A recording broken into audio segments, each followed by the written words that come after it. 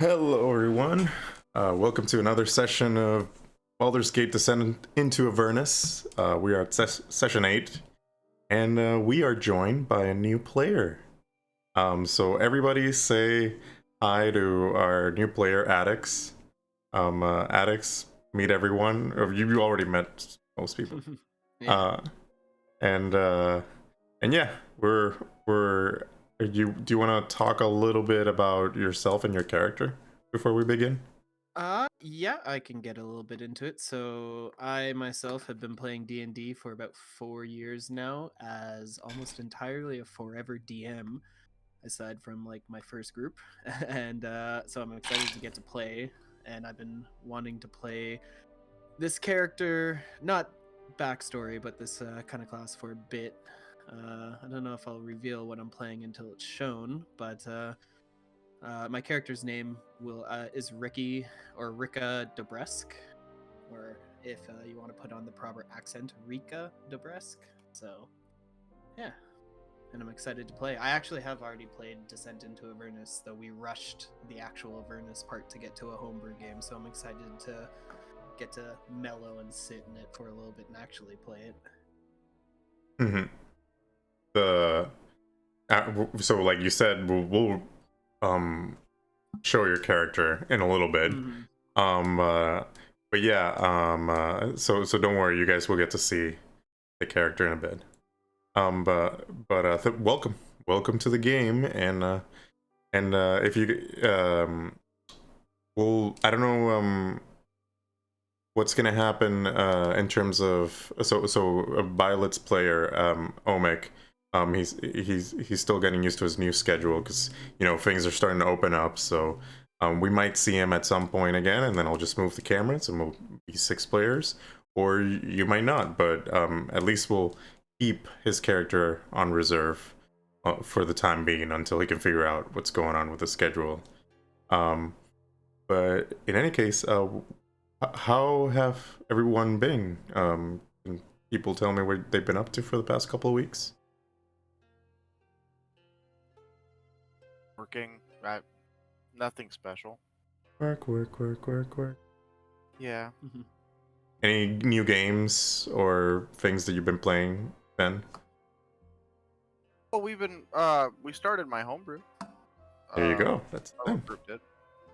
Yeah, it's really nerve-wracking because I've never done a homebrew, so it's a lot. I feel like because this is published stuff that I'm running, and I feel like I'm homebrewing a little bit, some parts of it, and it's nerve-wracking. I cannot imagine just building up a whole world and from scratch and going through. I spent a year building the world, which is probably way too much time, but I got really into it. So that part for me is pretty solid. I have maps for stuff they'll probably never even do. and explanations for stuff that they'll never ask me a question about. But I've already died. Oh wow! You've already died. I've already had to pull that one out of my butt, saver, with an NPC. My biggest anxiety of it is the story and making sure that flows well, because I just really don't want people to get bored with it, if that makes sense. Gotcha. Yeah, I feel that too, for sure. Yeah. And what? So your character died, Toasty. Like, besides that, I guess what else have you been up to? I actually went to Disney this week, which was fun. I actually went to Busch Gardens last weekend because I have passes there. Man, living it up. Got soaked. Thanks, Florida. But yeah, I actually went to Disney. I hadn't been to Pandora yet in Animal Kingdom. Mm-hmm. So we went over there and had lunch there and rode like the Flight of the Passage and everything, which was fucking insane. I'm not one for like 3D or 4D rides, but that was incredible. That's good. I've been wanting to go back for such a long time, especially to take the little one. Like it would be Love it. exciting. But yeah, other than that, I mean, nothing super exciting. Gotcha. What about you, Sally? What have you been up to? I actually working, and I was playing the horrible game of Dark Alliance. Is it bad? Horrible. Oh, really? Are you just saying that? No, it's really bad. It's Like really it's playable, but it's like I'm playing it because it's free on Xbox Pass. on the Game Pass. Yeah, but It's not good. Is it buggy? Is it because of the bugs? Or is it? It's like it's everything. Like the fighting, it's like your regular hack and slash, but then it got parries for monsters that have animations that they basically hit you whenever they're not doing the animation. It's So it's buggy. like, why do I have a like I can parry and do stuff or counter when I can't really see the monster doing it? It's bad. Yeah, that sucks. I've I'm just heard. playing it because it's free. Yeah, there's Yeah. nothing else to do. I heard that it was the bugs that mostly hasn't been doing that game well. And what about you, Raj? What have you been up to? Ooh, no games. I want to play more. But that's not going to happen this weekend. Because my PC throws off too much heat. And it's Gotcha. going to be way too hot here. Yeah, I'm scared of mine too. I might turn it off for the weekend as well. But yeah, I was just like trying to remember like what happened in the last few weeks. I had my birthday actually a couple weeks ago. Yeah. Happy Which birthday. Thanks. Work pretty much ruined the day. I was like slept maybe 4 hours and worked half the night before and then the whole day through. Ouch. It was a bad week actually. Whoa. That sucks. I'm sorry. Yeah. But behind me, feeling great now. That's good. Excited. We actually we ate out for the first time in like, 14 months today. Wow. Where do you guys go? Into a restaurant. Tried out Oswego Grill over on Cedar Hills Bowl. How is that place? Is it good? It's good. I had a very good ribeye. All right. We got a review from that place. I gotta try it out then. Raj and I live close by, so that's in case you didn't know, addicts. Yeah. Yeah, no, you guys worked around the same place or something, didn't you? Yeah, for a time. I used to work at Intel before. Yeah. All right. Well, let's get started. Sawi, are you there? I'm here. Oh. I'm just going to pick something up. Oh, gotcha. All right. You're there. You're I'm not always here. Okay, you're always there. Fast heart right now. Gotcha. Yeah. Makes sense. I did my day 6. Oh, I see it. Did you? Oh no, wait. It's on the chat. All right. Well, let's get started. See. Put some let's put some, feel music. Okay, so let's begin. So we are in the landing page, so let me move you guys to the Baldur's Gate page. Alright, so you guys see this map? Oh, nice and pretty. Alright, cool. So we zoom in on a park at the Brampton district of Baldur's Gate. It is 5 days before the arrival of the caravan. Rika, you are here with your mentor and partner from the Order of the Blood, Vero. And let me just go for the people at home who this Vero person is, and who is Rika too. Yeah. So I'm just gonna put a couple of pictures on the screen. So this is Rika. Whenever it pops out. Did it pop out for you guys? Nope, that's not it. Yeah. It's not I'm like, popping am I out. the only one? Because I'm a ghost. You're a ghost. Okay, don't worry. I got it. I got something else. All right. Oh, Now there it we is. go. There you go. They pop out. Perfect. So yeah, that's Rika. And so and then Varo. Let me show you who Varo is.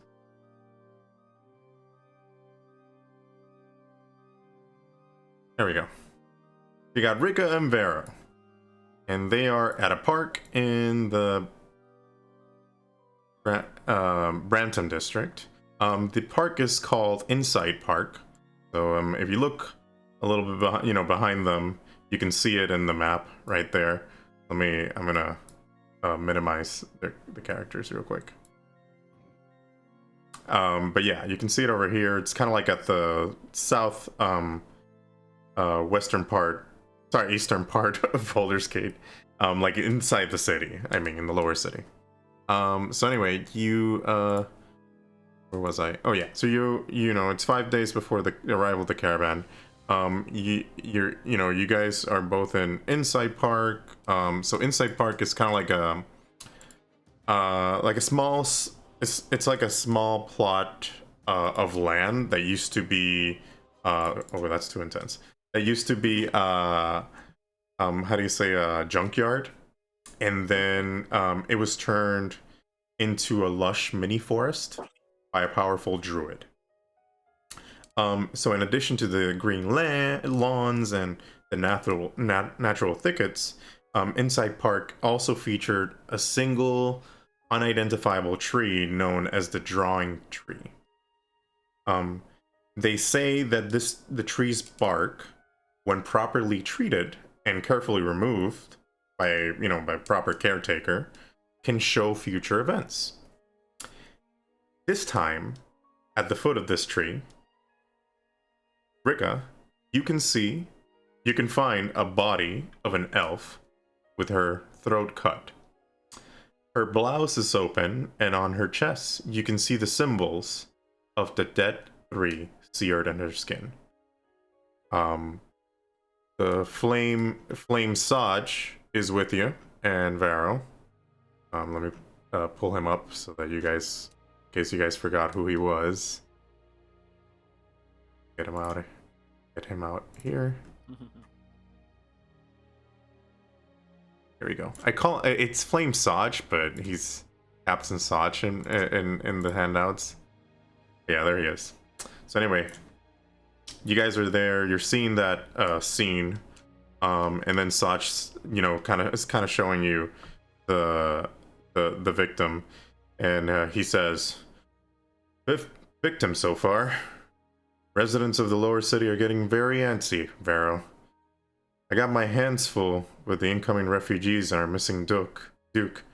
Anything you can do to help me solve this thing will be invaluable, and we'll make sure to pay your order accordingly." And then Varo is kind of like looking at the scene, and he kind of like looks at him and say, we've been hearing some rumors about cultist activity here in Baldur's Gate. So compensation in the form of resource sharing shall be plentiful, especially since our goals align stomping out this cult. Well, Rika, what do you say? I kind of sit there and I'm gonna look at the body a little bit and kind of think back and say, or ask, I guess. So, fifth body, are the other four similar to these? Yes, same markings, same spot. They've been dropped around here. They're same MO essentially.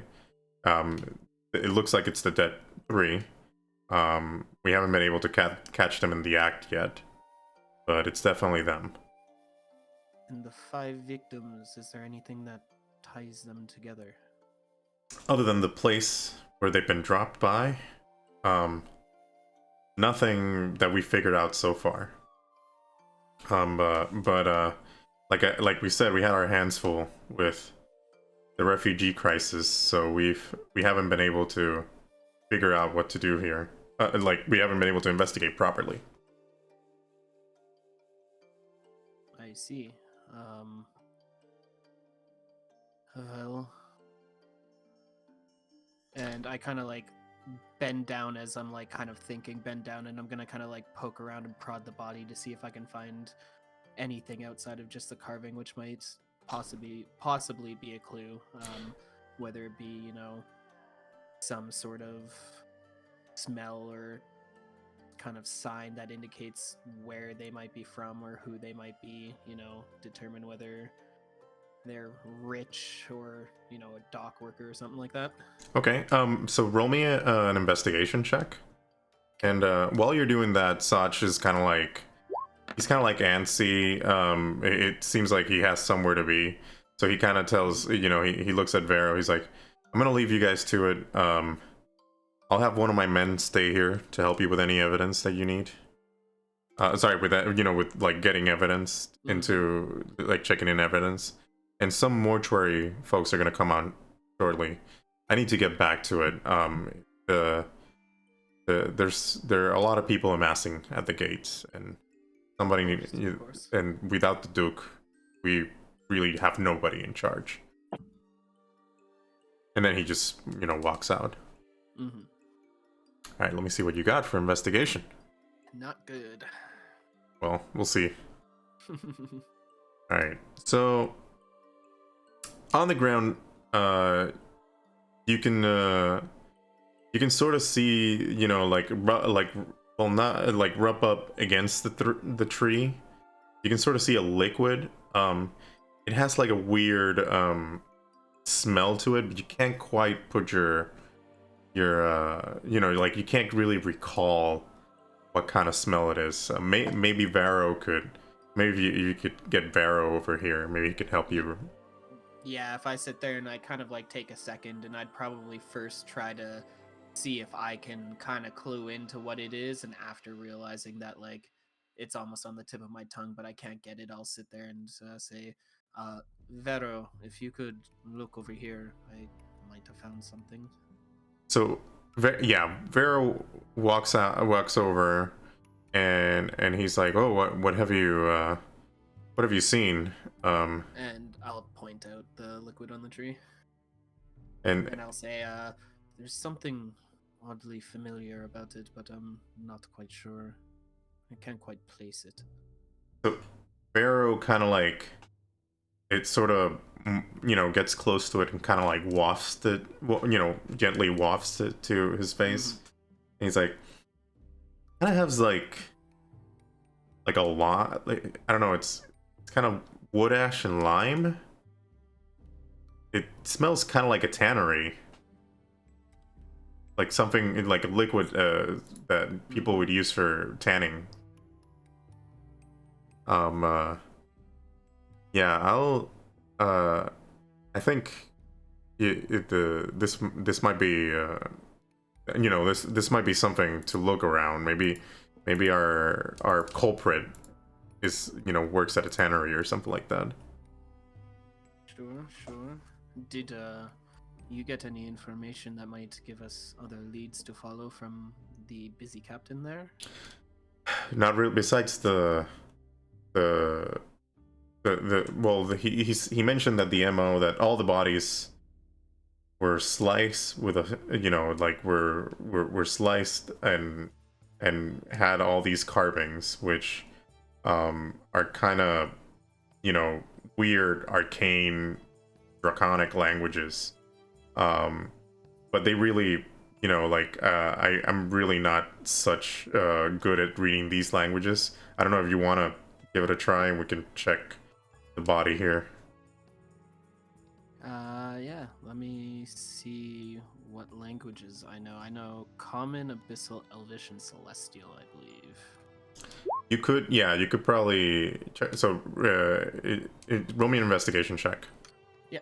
Actually, no, sorry. Roll me Arcana Religion. Sorry, I made you. Either or? Either or, yeah. Okay, so it would be the exact same thing for my religion, so I could just use that as a +4 for religion and investigation. Perfect. So All right. I can use the 13. So you kind of, you know, you kind of see like the the runes are kind of like praises to dark gods. It's kind of like invoking their right to dominion over the mortal plane. Some words are saying all cities shall fall to darkness, and it's essentially it's just a bunch of random, how do you say, phrases that would give it like kind of like ominous phrases, but it doesn't seem to make any sense. You think this might be like a red herring or something like that. Okay. Roll me a medicine check.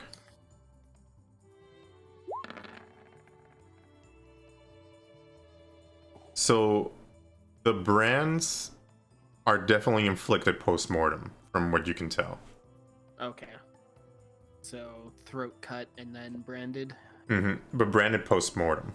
Yeah. All right.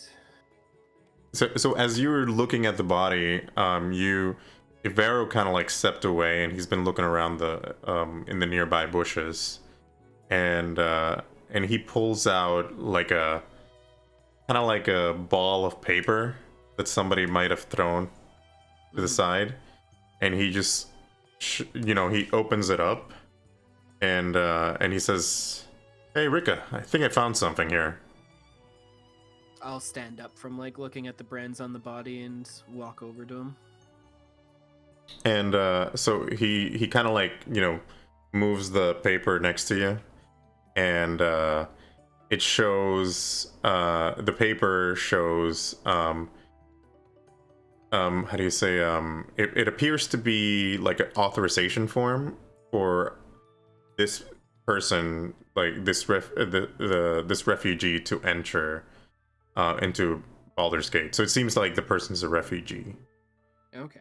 And the name, I forgot the name, so I will tell you later. But essentially this person's a refugee, and it looks like the papers appear to authorize them to enter into Baldur's Gate.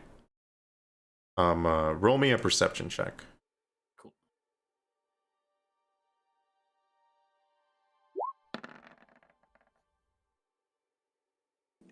So you do notice, as you're reading the paper, that the signatures are kind of...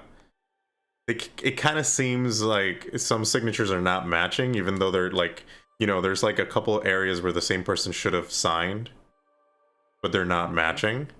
So you think this is a forgery.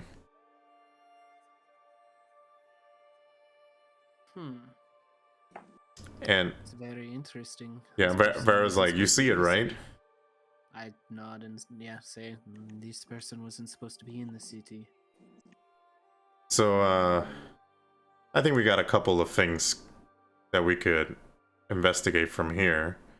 How about you take this? So he hands you the forgery. You check in with just to check in with the flames and confirm that that this that these are forgeries, and where do you think this person might have gotten it from? And I'll check the local tanneries and maybe see if we can find something. Divide and conquer. What do you say? Sounds like a plan. All right. So, what do you do anything else? No, I don't think so. I think that's pretty much all I'm gonna get out of here. I'll give like one last scan of the place to see if there's anything that catches my eye, and if there isn't, then I'll end up probably going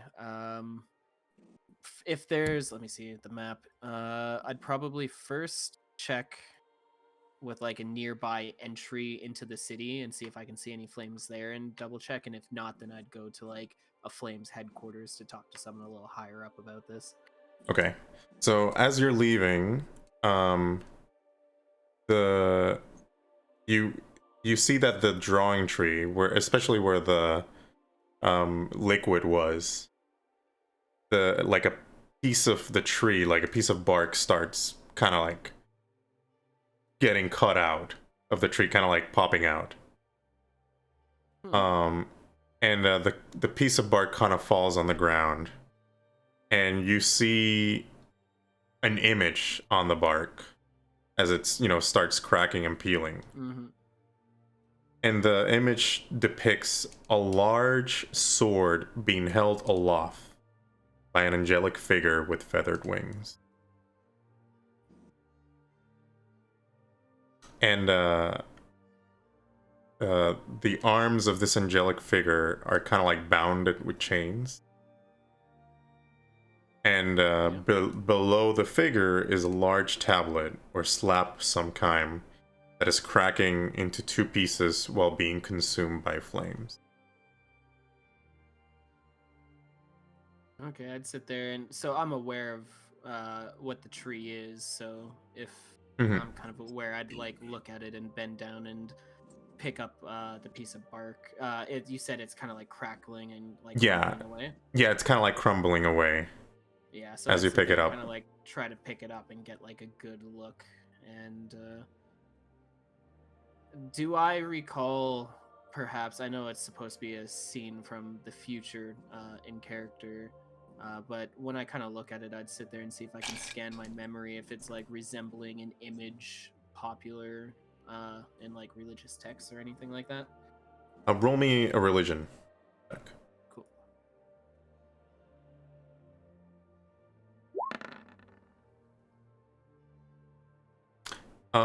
So it's definitely so all you can gather from that is it's an angel, but it's not like any angels you've seen in religious texts, if that makes any sense. Okay. Yeah. So I'll sit Like there at and least kind of think about depictions that have been told. Yeah.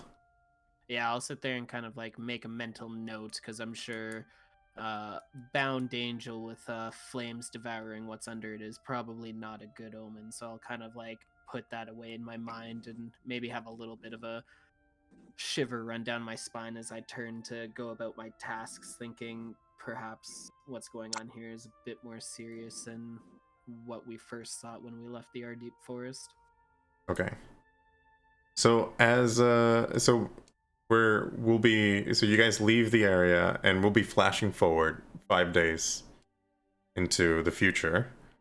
And now we're zooming out from the park into a different place, not all that quite forestry.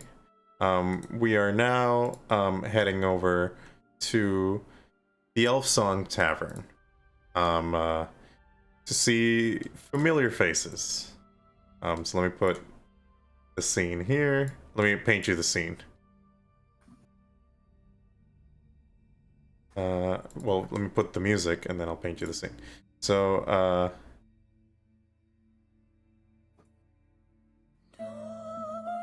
okay. Let me lower the volume. Alright. I'm putting the elf song in case you guys don't have the link. I can put it in the Discord chat. You guys can get into what I'm listening to right now. But essentially, you guys are kind of so this is the group that is in the Elf Song Tavern. So San, Claudius, Kalia, and Daniel and Violet. You guys are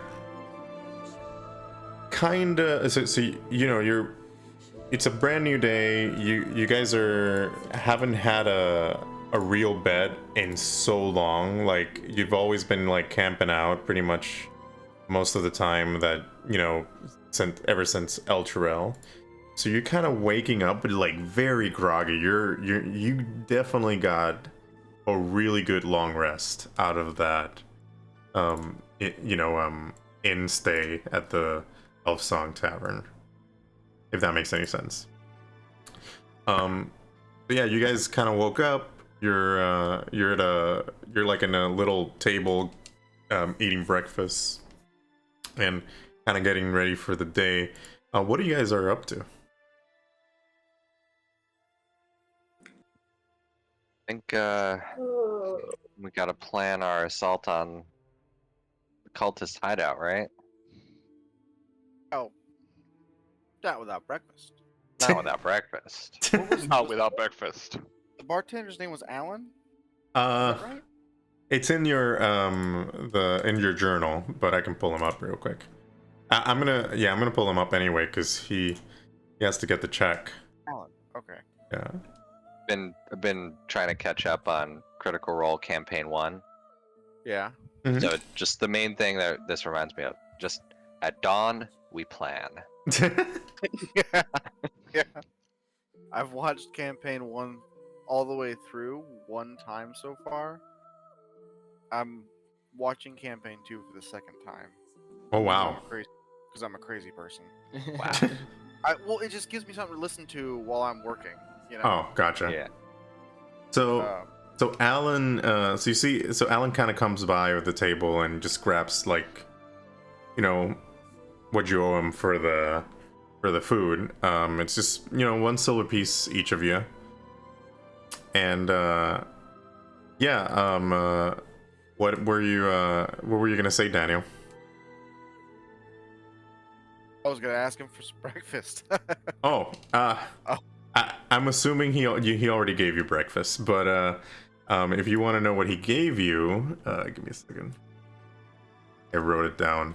The food that this place has. Yeah, he just gave you, you know, just some bread, some cheese. Not a great, you know, place for breakfast, really. He has the essentials though. You know, I don't know if this is the best bread I've ever eaten, or if I'm just feel that good from being able to sleep for once. You know what I mean? Yeah. he didn't you know, he's like, he's kind of used to adventurers coming by, so he's like, yeah, you know, we make sure those beds are proper. We don't we get a lot of adventurers around here, and some people are just, you know, passing by, so it's good to keep like a good set of beds around here, just so that the adventurers can at least have one decent night's sleep. Hey, Alan, you want to see something funny? Yeah. I'm gonna use prestidigitation All right. to make a spider or a roach, whatever freaks her out more, crawl across Kalia's piece of bread. How does Kalia react to this? Well, Kalia. Kalia's gonna slap a bitch. Kalia, Violet's dagger already out. Hey, who gave the kid a No, knife? honestly, I feel like Violet would be sitting next to me, and Violet would probably react more than I would. I was gonna say, if you don't, if you didn't react, Violet was immediately gonna throw the bread to the floor. Scared. Yeah, I probably wouldn't notice it at first. Just having lived out in the woods and stuff, I probably wouldn't have noticed it. She probably grabbed my piece of bread and threw it across the bar. Yeah. Alan's like, you're gonna clean that, right? Like, looking at Daniel. What? They threw it?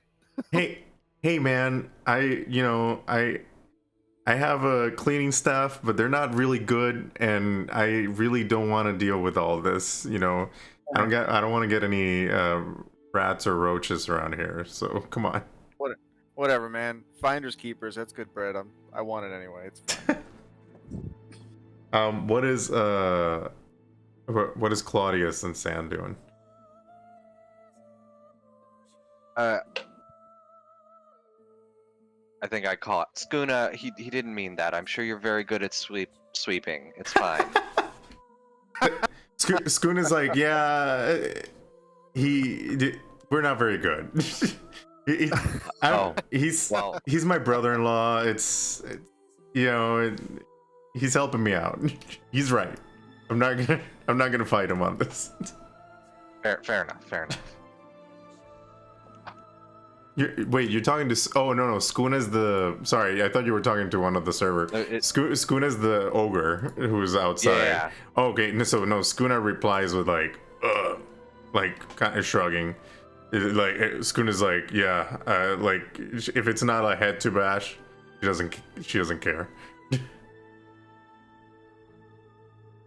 What about you, San? What are you up to? He stands just quietly eating, taking it all in. Well, in that case, roll me a perception check.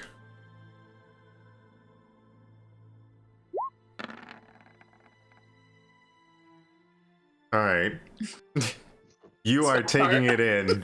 You're taking mostly the food in and the surroundings in, but you do hear some people talking. And there's kind of like a heated conversation on a table next to you guys. Talia, roll me a perception check.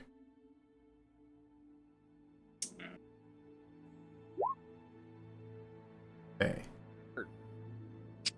And That'll be a 17. yeah, so when you you kind of listen to these people talking on the table next to you, and they're they're kind of like saying, I can't believe the Grand Duke is gone. And then another guy says, yeah, the flames are a mess because of it. Well, I heard Duke Porter called his niece back to take control from them.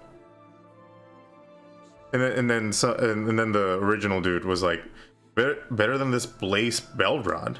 Ever since he took over for Ravengard, they've just been focusing on the refugees. Meanwhile, the bodies just keep piling up in our streets. And then some other dude says, maybe not for long. Did you hear about last night? Some adventurers executed members from the Dead Three. They killed someone in the Maiden Square. It was a matter of time before the people took things into their own hands. So, Kalia, you kind of realize they're talking about you guys. Yeah. Yeah. What do you say? Well, I mean, do you say anything to the group?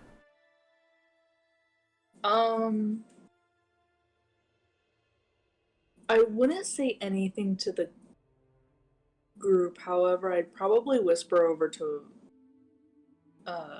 Violet about the Grand Duke being gone. Yeah. This is something. So political. So in terms of political figures, you guys would know of the Grand Duke because you've lived in Baldur's Gate. Okay. And yeah. So actually, this is a good thing to explain. So in Baldur's Gate, the way the people who rule the city are the Council of Four. So they're kind of four dukes. Let me pull up the handout for it. They're four dukes, and they are the governing body. So there's like this, how do you say, there is this group of nobles and important figures in Baldur's Gate who decides who the Council of Four would be, and Council of Four would be kind of like the final decision, like the heads of the city, and Duke Ulder Ravengard, he was the Grand Duke, essentially, and he was supposed to visit Elturel, back when it fell, and you guys haven't heard anything about him since you guys arrived. The other dukes, you know of Dillar Porter, because they just talked about him. And there's also Veline. And there's also Veline. And then there's also Salamra Banthamport. So those are the Grand Dukes, essentially. Ulder. And here's Ulder for the people who need a refresher on him. But yeah, those are the Grand Dukes. And they were talking about Ulder Ravengard being... Nobody knows what happened to him. Anyway. Parentheses over. Okay. Continue.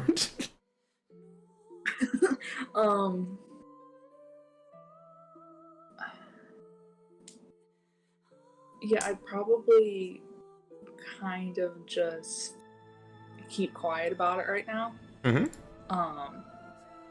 My mission is to get to the guild leader, Mm-hmm. and complete the task, and Gotcha. then find out what's going on. Okay. So, yeah. So, well, while you guys are doing your thing over there,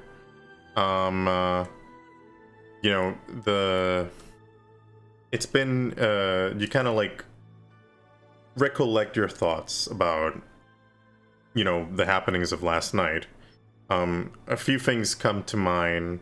You found, besides defeating the three, besides defeating the killers on the maiden statue, you also found a bottle of perfume with a depiction of a nymph, and you also interrogated one of them, and they told you that their headquarters was in the nymph's bosom, which is a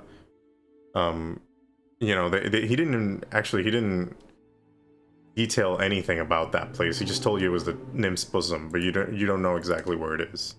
That's kind of where you left off in terms of the investigation. So what do you guys do? Hey, Alan, do you know anything about a place called the Nymph's Bosom?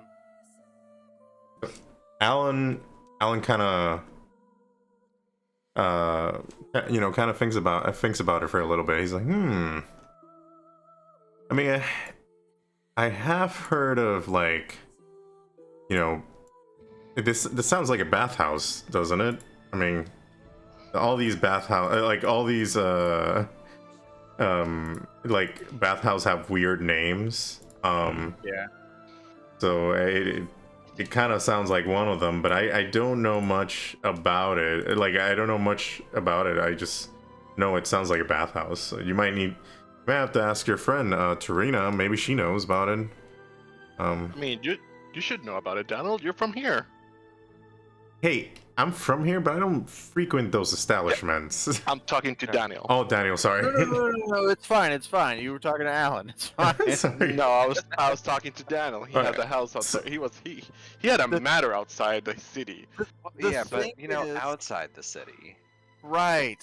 Sorry, I thought you were talking to me. Sorry. I live outside the walls where it's more peaceful. I venture into the city sometimes, but I live here, but like I don't live here. I'm like in the county limits, not the city limits. You know what I mean? I heard you a couple of times talking about how well known this city was to you. Yeah, I know the major landmarks, but I don't really know anything about nymph bosoms or anything like that. Crap. Oh, Yeah, Violet, you heard of it? so Violet's kind of take she was eating as soon as I say, hey Violet, have you heard of it, she kind of like grabs her hand back. She was about to grab your bread, and she's like, no, I haven't heard much of it. I know there's some bathhouse around the city, but I don't know much of if there's some like I haven't heard of the nymph's bosom. We might maybe if we're gonna ask Arena, maybe we should talk to Saj about it. It's Well, that was my weird. next question. Did Tarina even come back last night, or? I didn't see her help around. her escape? Yeah, I don't know if she came back. Yeah. I don't know if she can come back. Oh, Alan is kind of like overhearing. He's like, oh, she can come back. Okay. The Those guys know where to find her now. well, That's the it's kind of hard to find them when you have broken legs. Our Skuna over here kind of took care of them, if you get what I mean. They kind of wanted to. I don't know if I told you yesterday, but they kind of, after you guys left, they wanted to take us. They take the bar hostage to get her to her. But Skuna wasn't having any Oh of that. wow. Yeah, gonna- they were pretty bold. That was kind of stupid of them. I'm gonna Gosh. make a flower and hand it to Skuna. Please So don't no, hurt me. no one knows where this is. It a bathhouse? No one knows where this bathhouse is. So Bro. does no one take baths here? Oh no, there's baths. But there's like bathhouse everywhere. It's like, you know, people take baths, but there's like a couple of bathhouses around. It's just they all have similar names, so it's not like it's kind of like a needle in a haystack situation. It's like gas stations in Florida. There's one on every. Exactly. Hmm. Gosh, Daniel, I mean, crime seems really bad here. You know, it's not that bad. It's not. Well, it is. Don't look like a victim, and you won't be treated like a victim. Does that make sense? All right, all right. I'll practice. Well, just hide all your shiny stuff and have like a scowl on your face. People won't mess with you. But as a follower of Lathander, I have to display my holy symbol. That's I understand and respect you. I'm just trying to help. So, okay. so you mentioned that you gave a flower to Skuna. She secretly like she grabbed it and she blushed as she as she grabbed it from you, and then it. Excellent. So like you got Skuna on your side at the very least. Excellent. Well, so At least someone in this bar likes me. so Violet suggested that you guys should see Saj, so maybe to get Tarina. What do you guys do? We just go around and visit all the bathhouses? Or we go find Saj. You could do Or that. that, yeah. That sounds like the easiest way. I mean, would he be at the jail still? I guess maybe. I don't know.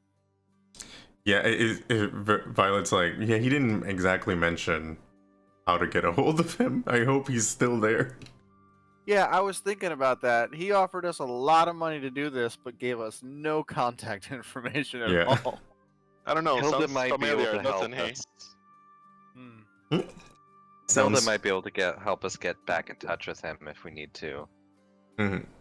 Because she made the connection for us in the first place. Yeah. Yeah. Yeah. So what do you guys do? I guess we're going back to Ass. Saj? Yeah. Right? Yeah. What's the plan I again? guess which one's closer? The I'll move. evil priory or the jail? The jail is closer to you guys, a couple blocks away. Should we just go Wasn't there upstairs? something See it? else with? Go ahead. Sorry. Hello. Wasn't there something else with the blushing mermaid? No, that's where the guild leader is, but wasn't there something else? Because we were originally we were torn between going to the murders at the maiden statue and then the blushing mermaid, and I don't remember why. So the blush. It was more to get information on the Death 3 and see where their lair was, so they could Yeah. know about Oh. this place. Okay. Okay. But we interrogated the one cultist, Yeah. which helped us. Mm-hmm. So we can. Yeah, wherever you guys want me to take you, I will take you. Well, I was. I Gonna just ask, had it written down. I just wanted to remember. Gotcha. I was gonna ask, should we just like go upstairs first and see if Tarina maybe snuck back in the middle of the night? We could start there. See if there's a game of Baldur's Bones going on. Well, Fair, right? I mean, you guys, when you go upstairs, you see people playing Baldur's Bones very early in the morning, I might add. Like, these people never stop. But you don't see Tarina anywhere. So she might, Saj mentioned that she works for the guild, so she might be doing something else. Fair. Yeah. So we can go to the blushing mermaid and see if they know where she is. Why do you want to go to the Blushing Mermaid so bad? I mean, we have to check on No, this crafting guild, I suppose. I mean, fair. Or Kalea. whatever they're involved in. Crafting Crafting guild. guild. I'm a little That's bit the kind of confused. guild that we had. Because, I mean, we don't know what the guild is, right? Wait, yeah, I just caught on to that. What did you guys do? Crochet? What? I like got We lost for a started second. I was like, sweaters. what? Yeah. Did you like take macaroni and make pictures on paper plates? Is that what you did, or? That is what you do with children, right? Oh, What? oh, I you're side-eye serious? Violet. Yeah. Violet just it's Whoa. annoyed at this, and she just walks And I back Hug downstairs. my bread closer. I'll pat her on the head. Don't be grumpy. She's definitely not enjoying this conversation. She sort of looks at Kali and is like, I'm like five, I'm like five more, like one more quip away to just ditching these guys. I know. Just deep breaths like I taught you. Deep breaths like I taught you. Oh, So- does she have asthma, or? Oh man. Okay, I'll stop. So so since Tarina's not there, you can go to the Blushing Mermaid if you want. You can also go back to the gate and talk to Saj. Your call. Well, should we split up, maybe? Your call. I mean, where's... Okay, so obviously the gate is all the way back. It's Where not, it's is close. It's like right. Blushing It's like Mermaid? the Blushing Mermaid's on the other. Like let me show you on the map. Let me pull up the. Let me get the scene out of the way. Yeah, see that pesky scene is in the... No, I'm kidding. So the Blushing Mermaid, if I'm not mistaken. Where was it? Sorry, I'm gonna have to pull. Let me check on the. I have another map that has the legend.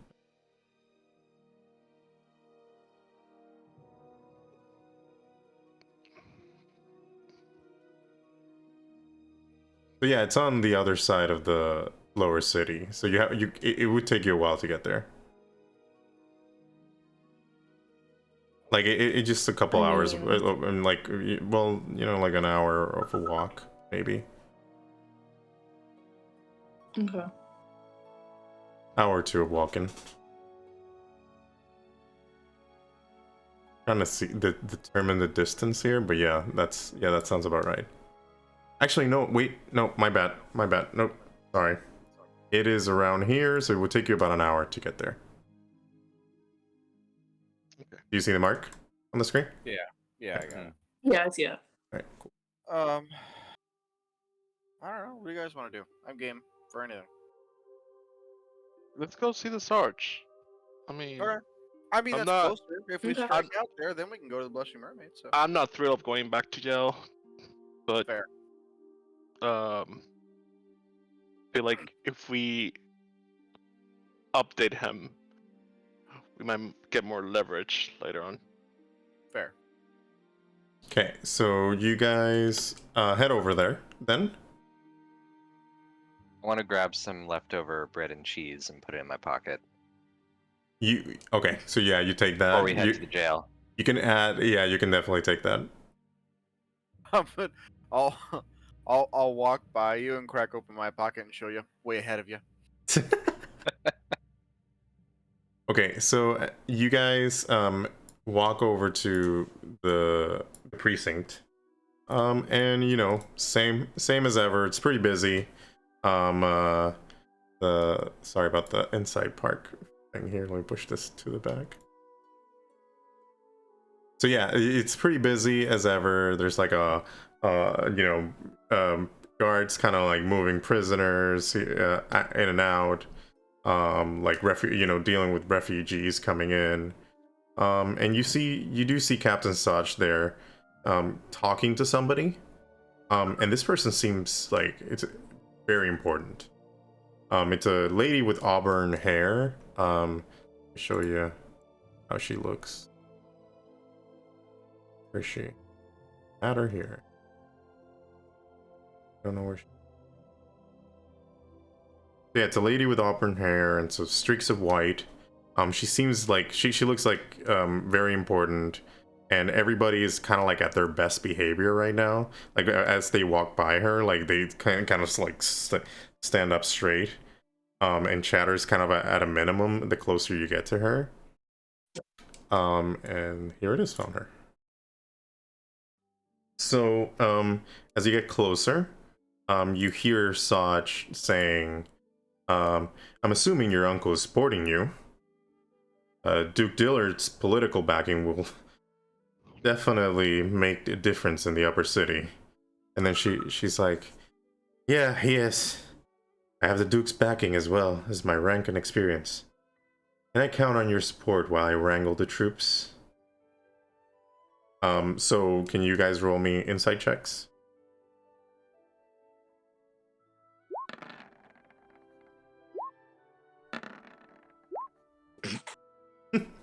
Why am I doing as fast? Yeah, I was gonna say, are you? Why are you doing this as fast? Don't get us fast start. Oops. Well, Fast Heart's got a great role right now. So. Yeah. So, actually, but well, Zan, you do notice that he seems a little bit uncomfortable. Mm-hmm. But he says, "Yes, ma'am. You can count on me to keep the folks here on this side of the lower city to be loyal." And then Saj kind of sees you guys. Ah, hey! And he waves at you, and you kind of like motions you to get closer.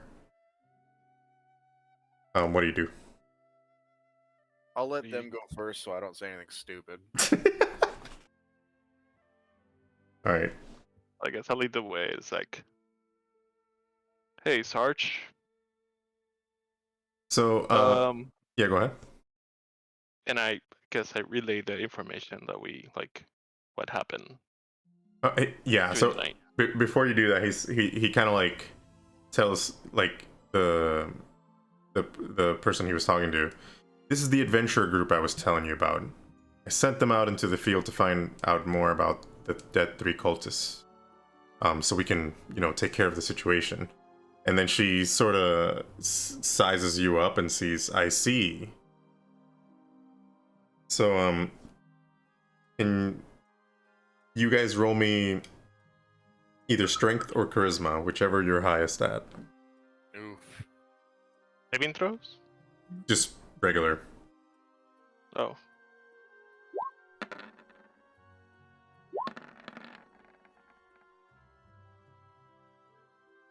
Strength or charisma, whichever you are higher at. So Yeah. San, if you're higher at strength, you can use strength. No, I'm higher at charisma. Actually. Oh, You're a paladin with higher charisma than strength? Hey. For I think some charisma is the highest. Yeah, it's supposed to be. For Polly, yeah. So she kind of goes to San and just shakes his hand and she's like, the name's Liara Porter. I'm a Blaze of the Flaming Fist and commander of and hopefully the pretty soon the Marshal. Come to take over the Grand Duke's duties since he's missing in action. So tell me, what do you have to report?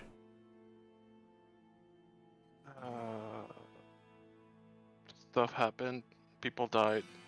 I'm not good at this. Just kidding. I just relay the information like. Gotcha. How it is. All right, and do you any of you guys say anything as he's relaying the information? Once I'm done, it's like, we almost lose one guy, but Kalia here is very good with her bow. Apart from one other group members has said before about hunting bears. Anyways. Don't save that woman though. Yeah, she said, so she's like, well, you know, I'm glad that you guys are, you know, continuing the investigation. And then, you know, when Claudius mentions that woman, Sach, you know, tells them, oh yeah, we found the victim. It didn't have the same MO as last time, so I'm presumably as the other victims, so presumably you guys got to them before they managed to do all that.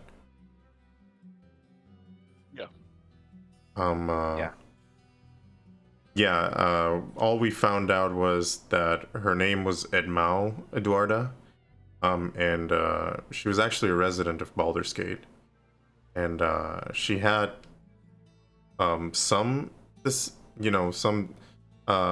like ties to Elturo, like one of her grandfathers was from Elturo.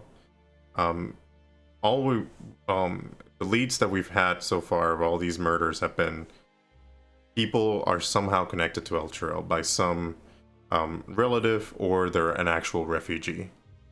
And they've come by with, and then the victims we've been finding that are refugees have been coming in with, you know, forged papers.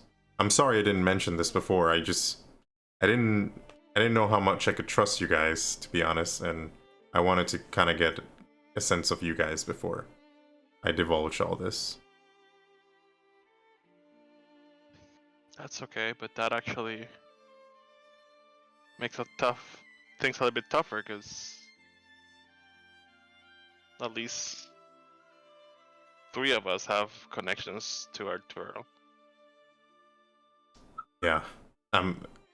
So whoever whatever the 3 gods are doing, the 3 that 3 cultists are doing, they're definitely not liking Elturians at the moment. And then the Ara's kind of like, well, the killings aren't random, and we need to find them and purge them before they continue this. So I'll leave this in your hands, Saj, everyone. And then she kind of walks away to continue delegating and doing her thing. So Saj, he's like, did you guys find anything else? I know you talked Yes. to the cultists, but did you find anything? We're looking for... What's the name of it, guys? What's the name of it? We're looking for The next bosoms. bosom. For bosoms. Why did I forget the bosoms? I feel like Daniel's the one that should go like, maidens bosoms. Yeah, for sure. So yeah, go ahead. Have you heard about a place called like that? Maybe. I have not. It sounds like a bathhouse, doesn't it? Everyone keeps saying that, but doesn't tell me where it is. I mean, what is up? There's like, it's a thing. There's like bathhouse, like in every corner of the city, and they have like different names, like the Maiden's Bosom, so what bathhouse do you go to? Is there? Do you know the is name there of the maybe, like, a bathhouse that you nymph go? statue Actually- near it? I actually go to the Frolicking Nymph up on 83rd. Okay, It's so I go to another garden. Go like, what bathhouse do you? oh go yeah, to? that one's great. The Frolicking Nymph is great. It's Oh my god. Don't Okay, we well that has have a, nymph in the name. don't we have a flask with like the picture of Have it you out seen? front? Oh, that's a good. yeah, one. you do. Can we show him The that? Who perfume has it? bottle. Did I have it? Who had it? Has it? I think it was Kalia Kalia had it. who had it. Yeah, I think so too. Do I? I have. Yeah. I have You were it with interrogating. Because I don't think I ever wrote that down. That's why I'm really confused. Okay, Was I it think me? you did. Yes. I have Yeah. it written down that we found it, but I don't have it. I don't have that. I think it was you, Kalia, that you found It it. was you, Kalia. Because I think you were the one that I never rolled wrote the that perception down. for it. Or maybe it was Claudius. Did you find it? Oh, that's what I wrote down the special investigator thing for. Okay, got it. Yep, I have it. I'm gonna pull it out. Okay. I'm gonna pull it out and be like, "Do you recognize this?" He kind of like takes the bottle, you know. Yeah, it smells good. I don't recognize the logo, but maybe Tarina could. I could give it to her, and maybe she can find out more information for us. Where is Tarina? Oh, Have you seen her? she, she works for the guild and for us. So she's probably doing some guild business, but I know how to find her. We have our ways of communicating. So we were having this conversation. What guild? Oh, the guild. It's Guild. right. You guys aren't from here. Yeah. So and then So he. they have a shop? So is it like a crafting guild? Is it like a smithing guild? Is it like a woodworking guild? Is it like a mage guild? No, it is the.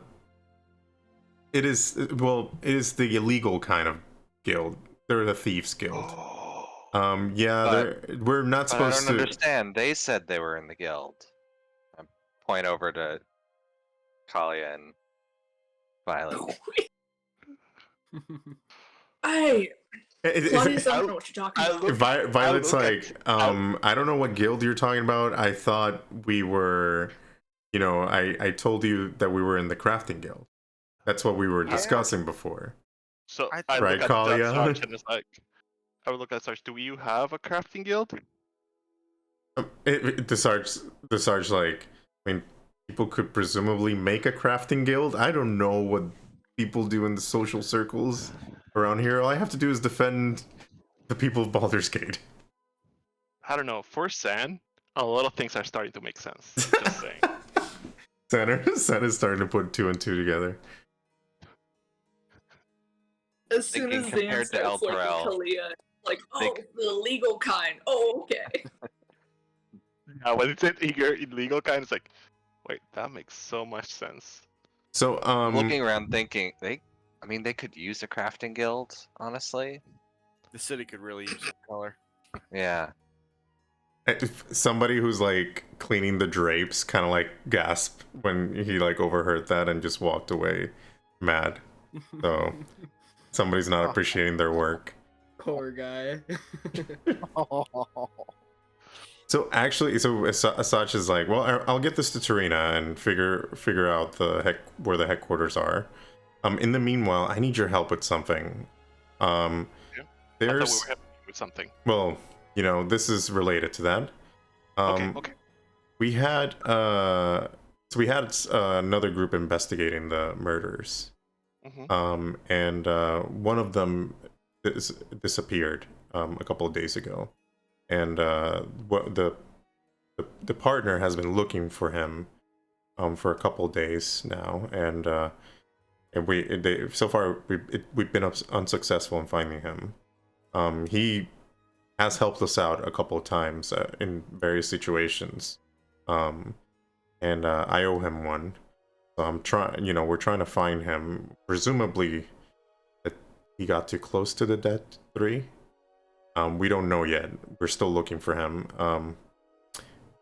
Anyway, here she comes right now, her partner, and then Rika, you're walking into the precinct kind of like at a hurried pace.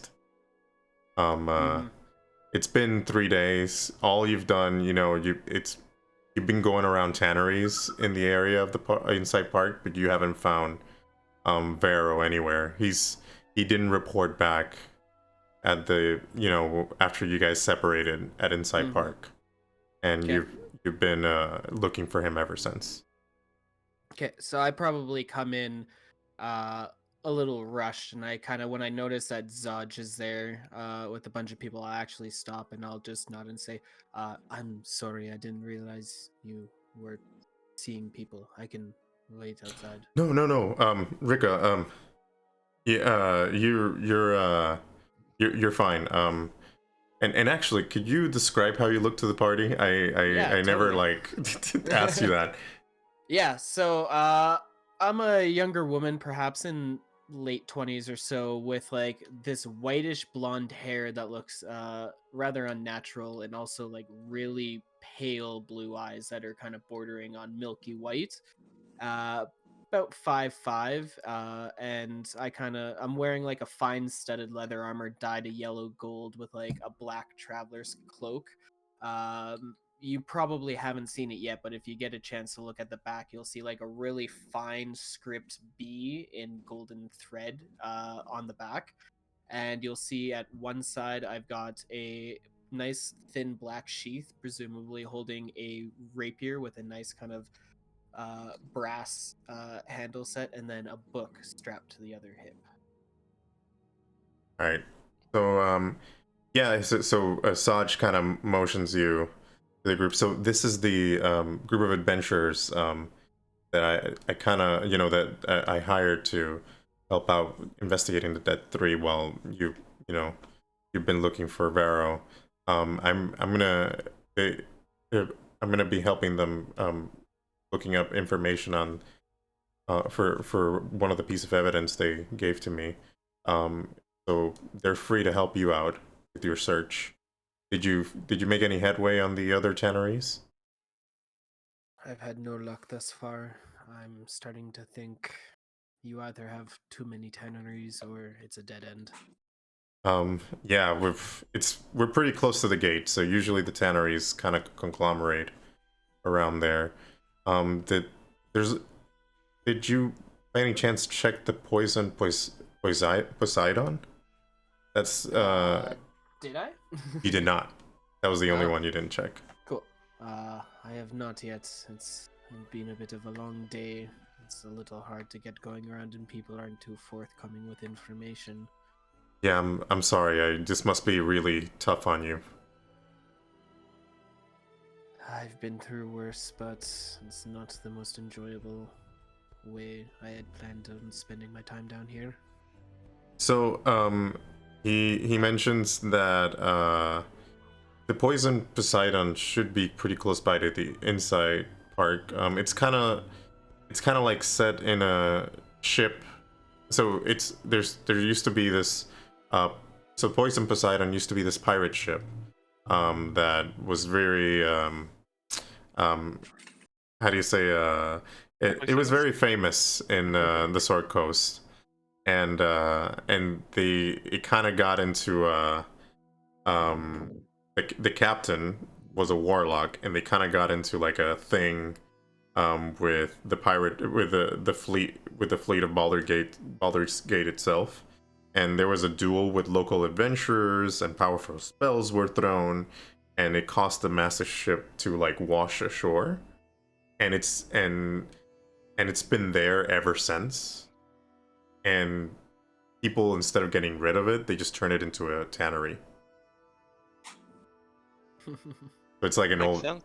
so it's like an old ship that's been washed ashore, and then people kind of built around it, and it became like a part of the building of the city.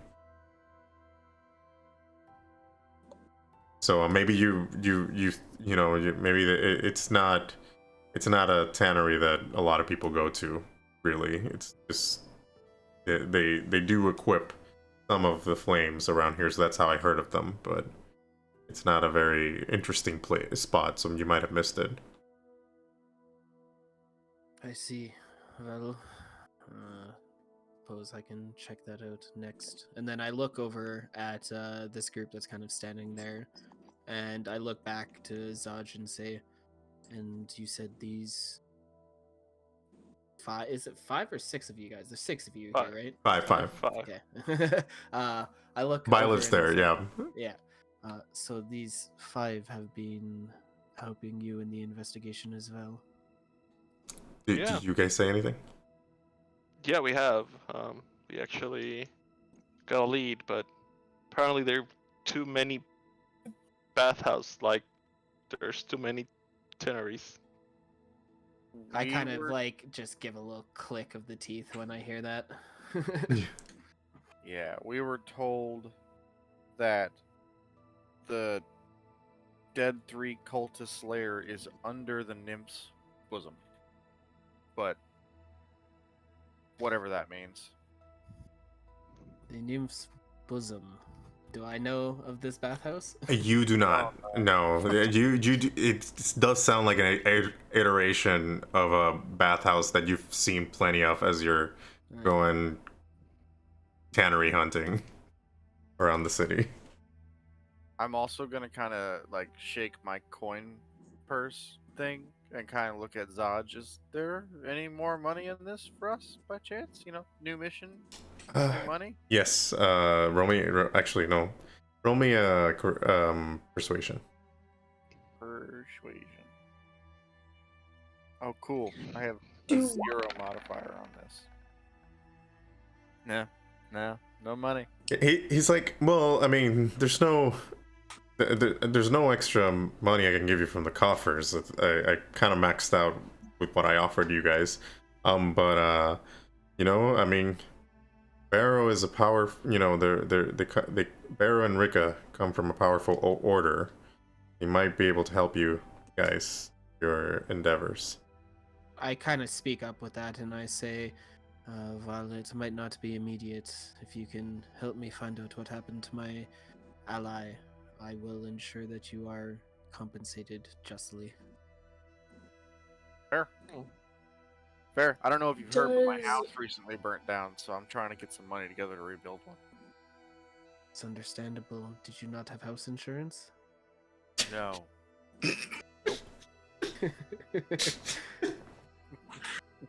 You only pay for what you Lesson need. learned, I guess. It was Only have time to roll an insurance scam into that. Violet's No, like, I didn't. who I didn't doesn't have have time for- house insurance? Like, what is going on here? It is the 15th I look at century, Violet and you I'm know. like, I like this girl. Does You know- Violet and I know of any nymph statues around? You thinking of like, is it physically under The a bosom? bosom of us. I was kind of wondering because nearby. we're at the I'm- maiden statue. Was the I'm maiden also a starting to nymph? think- I'm starting to think that it's not a bath. Like everybody's really hardcore on the bathhouse thing, and it would be really easy to disguise whatever they're talking about as a bathhouse. Hey, wait, I got a question for Obviously. Well, I guess we'll have to go see. I guess should we head to this Poison what's it? Poseidon. Poseidon? Yeah, let me reveal the location to you. That's a tricky word. Poison Poseidon. I'll put it here. I'm just gonna put this back on the GM layer and bring it back in there. Where were you trying to get to, Kalia? The mermaid's hand soap or something like that? Sorry. The blushing The mermaid. blushing mermaid. Here it is. Close. Yeah. Whoa, the Poison Poseidon's down there. Yeah. Oh, Oh, that's a that's- long way down. I mean, it's not. It would probably take you about an hour to walk there. I love how like Kalia and Violet wants to go north, but we keep going south. Yeah, I Feel bad. Violet's legs are getting tired with that heavy bottle. has. Oh, sorry, I didn't put the name. Give me a sec. Oh, you're fine. Do you think by now Daniel would have noticed that Kalia is really trying to get to this tavern? I don't think we have. So roll me roll me an insight check and Well, see. she hasn't pushed that hard. She Yeah, only pushed, Violet like, Violet once. hasn't pushed that hard, and Kalia hasn't pushed that hard. Kalia pushed once. Yeah. Kalia, no, it's been like 2 or 3 times. I thought. No, like at first. No, they I think were, it was they were once. talking about it because usually she's talking to Violet about pushing us to do it. She's not saying to us. Yeah. Okay. Okay. Never mind. Like she mentioned Fair. it twice to Violet. I think she has mentioned it the one time to everyone. Like, oh hey, Yeah. maybe we should talk to this person. Yeah. Yeah. then. Okay. Yeah, That's- otherwise me and- and Violet kind of eye at and- each other and eye at the bag. Which makes sense because they really don't want to go back to jail. If Mhm. you think about it. Yeah. I mean, I guess, right? So Well, all right, So- so this is out of character. All right, in character, what are you guys doing? So should we head down to I think so. Poseidon? while we wait for this information that the cap is getting us? Yeah, that seems to be where everything points right now. The dog is snoring. I'm sorry, I'm distracted. Oh, we didn't Are even you hear guys- it. Yeah.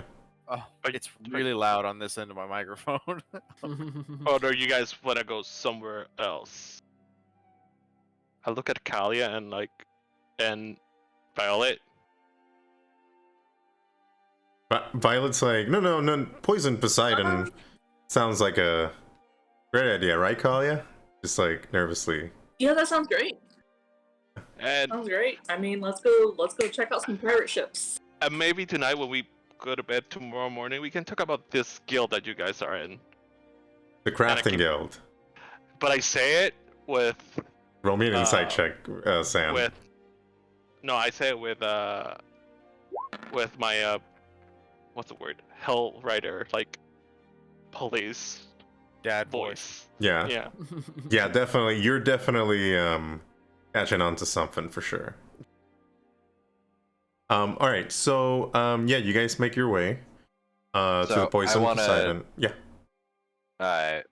Hang back for a couple minutes. I'll catch up with you guys in 5, and have a quick word with the captain.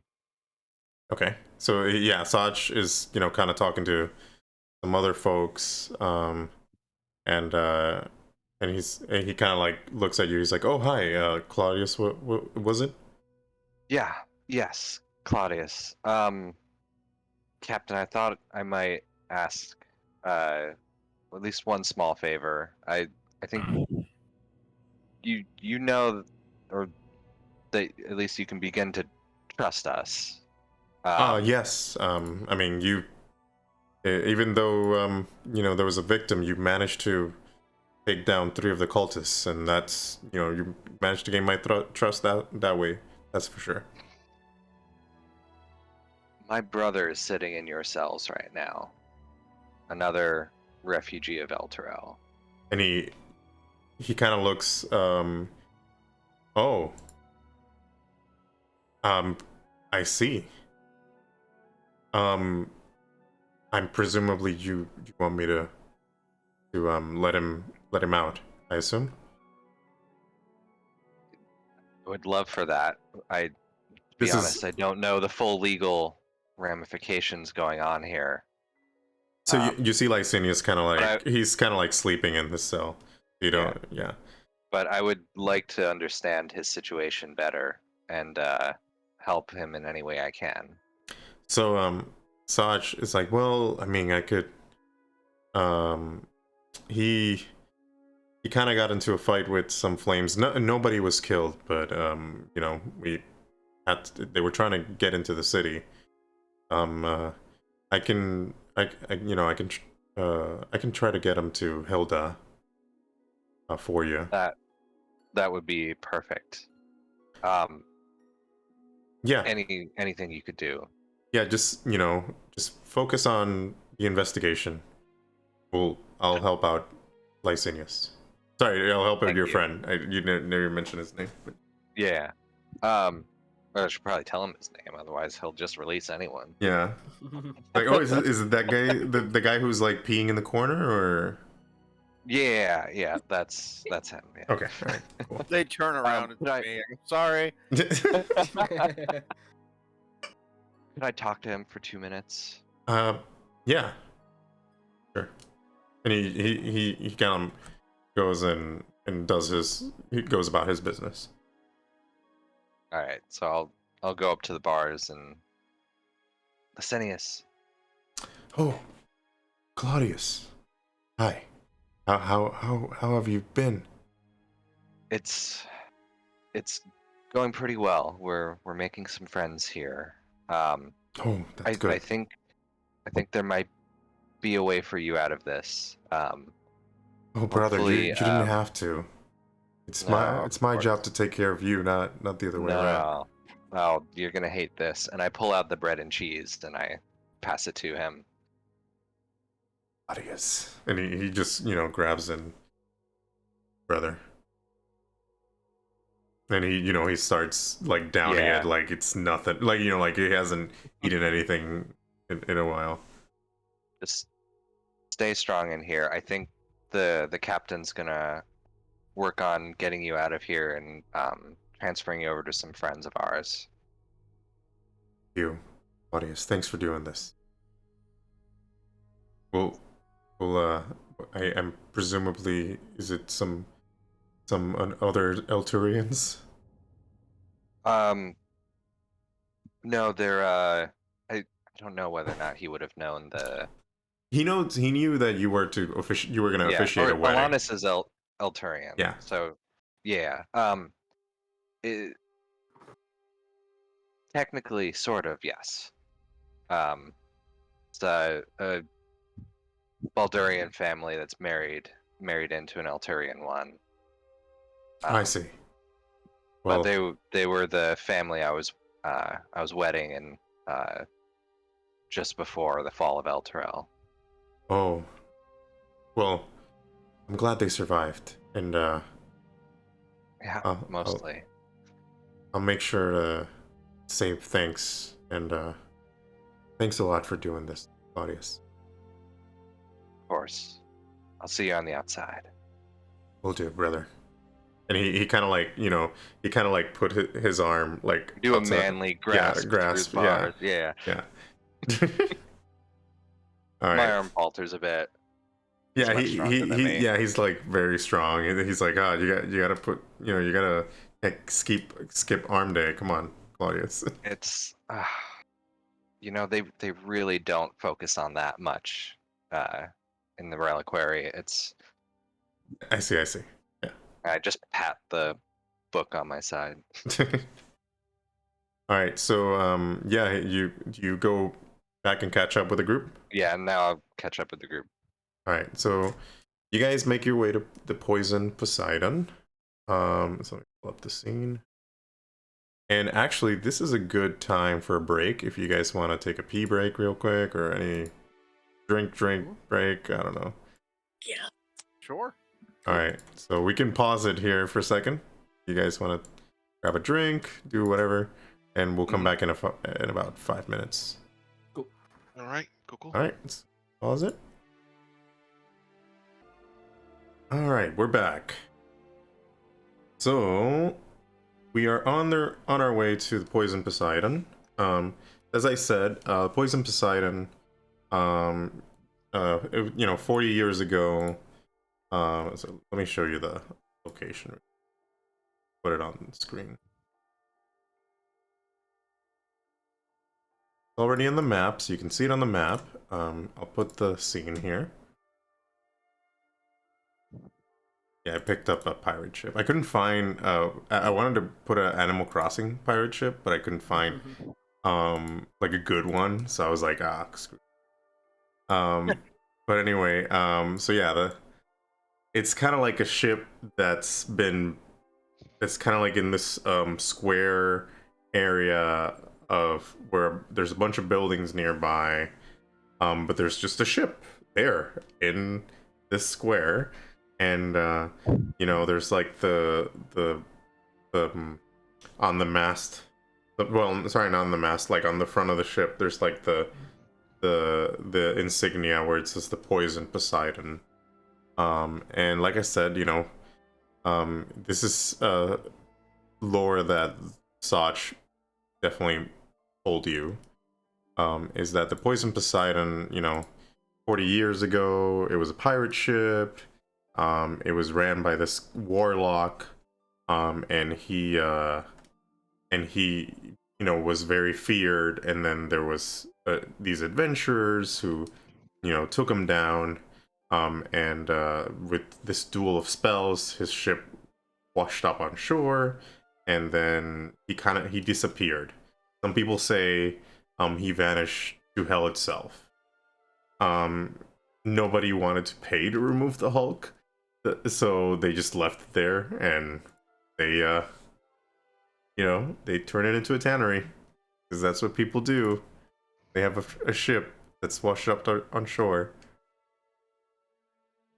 So anyway, you see this tannery as you get close to it, and there's kind of like a wooden staircase on the north side of the ship that leads up to the deck.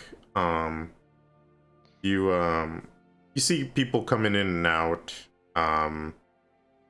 They as you get closer, but you know, it's just they seem like workers. They're kind of moving bats of chemical in and out of the ship using a pulley kind of system. Like whatever pulley that they would use to like hoist the sails, well, instead of doing that, now they're doing that to move like the vats into the top of the ship.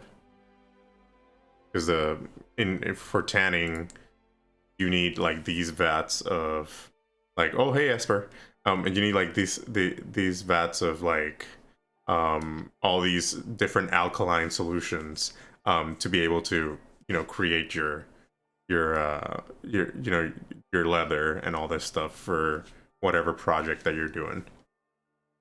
Because you need to like kill off the hair, like, you know, the rot the hair out and take it off and all that stuff. I won't go too much into detail. Nah, give it to me all. I want the lesson. All right. But yeah, that's what you see. Yeah, you're kind of in front of it. You're not like close enough that people from the tannery can see you, but you see some people coming in and out. What do you do? So before we actually do anything with that, as we were walking down here, I myself probably would have been keeping an eye on this group, and I kind of want to get a read on how they carry themselves. Kind of get an idea of who it is I'm about to work with, because to me they're completely foreign agents, really. Oh, well, how about we do this? How about each of you describe yourselves, like a real quick description, so that Rika can get their view of you.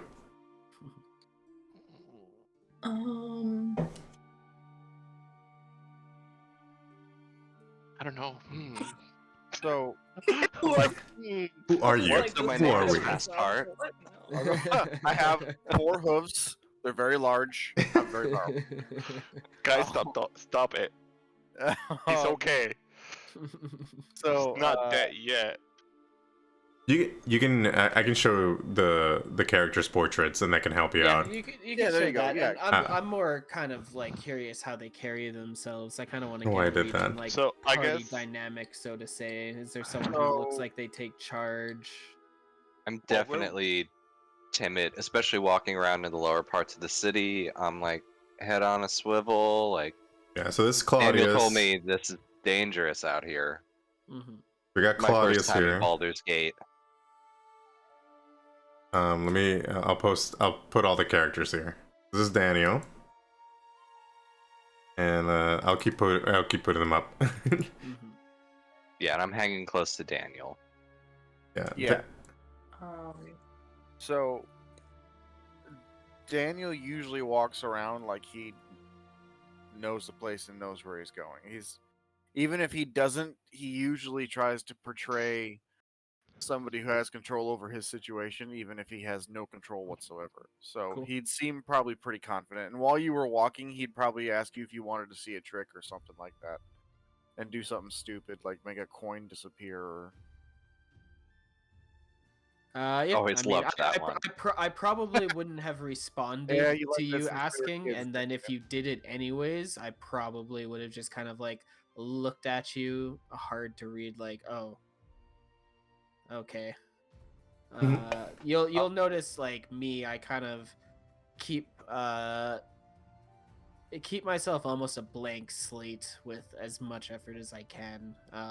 The only thing you'd probably pick up is my head is on a swivel, not in a timid way, but I seem to be trying to take in the whole surroundings the whole way. I'm always looking for stuff and kind of like that, you know, army soldier who's Kalia's- entering a building After or you something. ignored me, I'd probably whisper to Claudius, "The new kid's kind of a party pooper." Kalia's Yeah. very much the same as you then. She's not timid at all, but she likes to. She's a little handsy sometimes, being a little sneak. So she likes to really get a feel for her surroundings Mhm. and know what's going on at all times. But otherwise, she carries herself pretty calm and collected.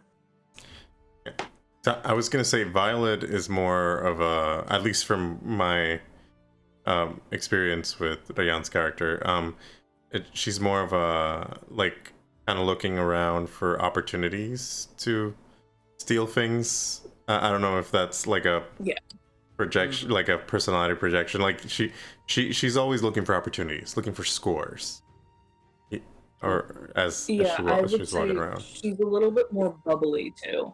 Mm-hmm. That reminds me, are you still carrying that bottle, like, Yes. in your skirt or whatever? Yeah. Has anybody noticed It's in my this? backpack. Walking No. funny or anything? No. They just think it's like a, because I think one of you guys, Backpack. I think one of you guys has a potion, a health potion, so it could just mesh. It could. Yeah. I think Fair. Violet has a health potion, so it could just, you guys could just think that. Fair. Yeah, it's in the backpack anyway, so like it's concealed and hidden.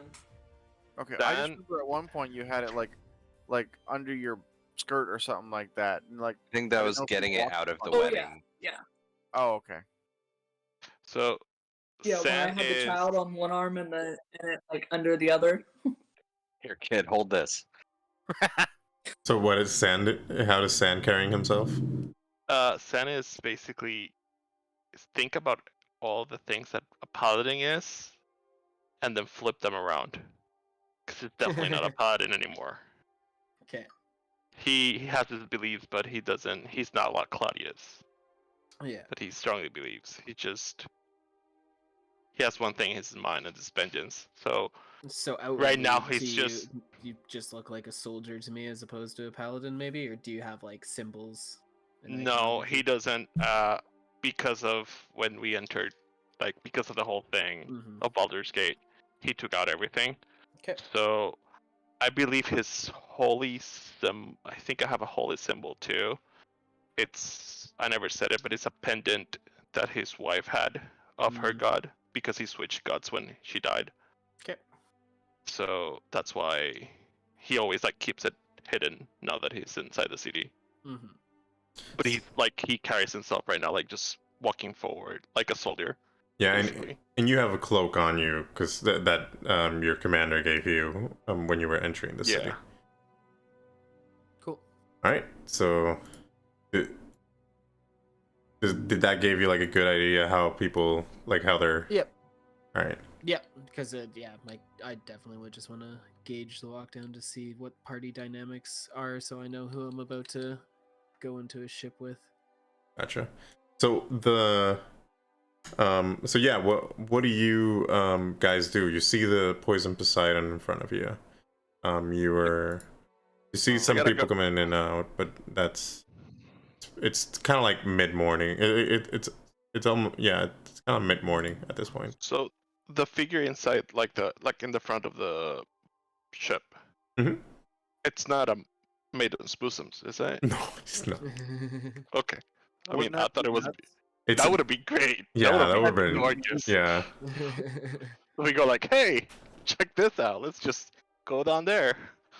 So, trying to find all these tanneries, what exactly are you looking for? Well, at the moment I'm mostly looking for my compatriot, but he was on the trail investigating tanneries himself when we first arrived in the city and started working alongside the Flaming Fist. We looked at a body and we found that there was some chemicals nearby that would be common at tanneries, so we figured we would search and see if we could follow this clue, but that night he did not return to our meeting place, and so I've been searching for him. And you believe that maybe somebody at one of these tanneries has taken him and is holding him, or worse? Potentially, yes. I mean, I see no reason why he wouldn't have returned unless he ran into trouble elsewhere, but this is the only place, or the only type of place I know he was investigating that day, so... do you know anything about these places? Like, do they follow authority? Like, if Zaj were to show up, do you think that they would cooperate with him? What have I found out so far in the last few days, checking out all the other tanneries? You you found out that it's definitely not a job you would enjoy. It's a very stinky job. Like it's you most of the time you've always like gone to these places and you kind of like had to hold your nose with one hand. But people are kind of used to it. All you found out was like that people tend to to like move quick throughout their job. Like they are used to the smell, but they're like they don't want to stick around long. So they're kind of like they go about their business, do their job, they work their hours, and they leave. And they they work around the clock usually. So there's always shifts of people moving in and out. You've asked around and also kind of like staked out some of these places, and you haven't seen any cultist activity. You've only seen like regular folk coming in and out. Okay. You haven't seen any people coming in with weapons and such. Okay. What is my reaction, or what has their reactions been?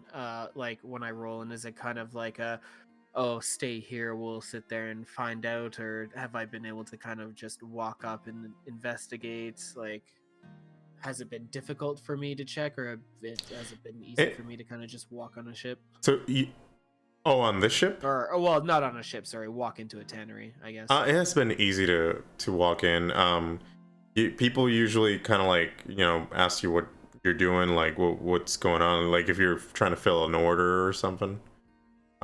But not like it hasn't been like you just saw people doing their job. You didn't see anybody with weapons or anything like that.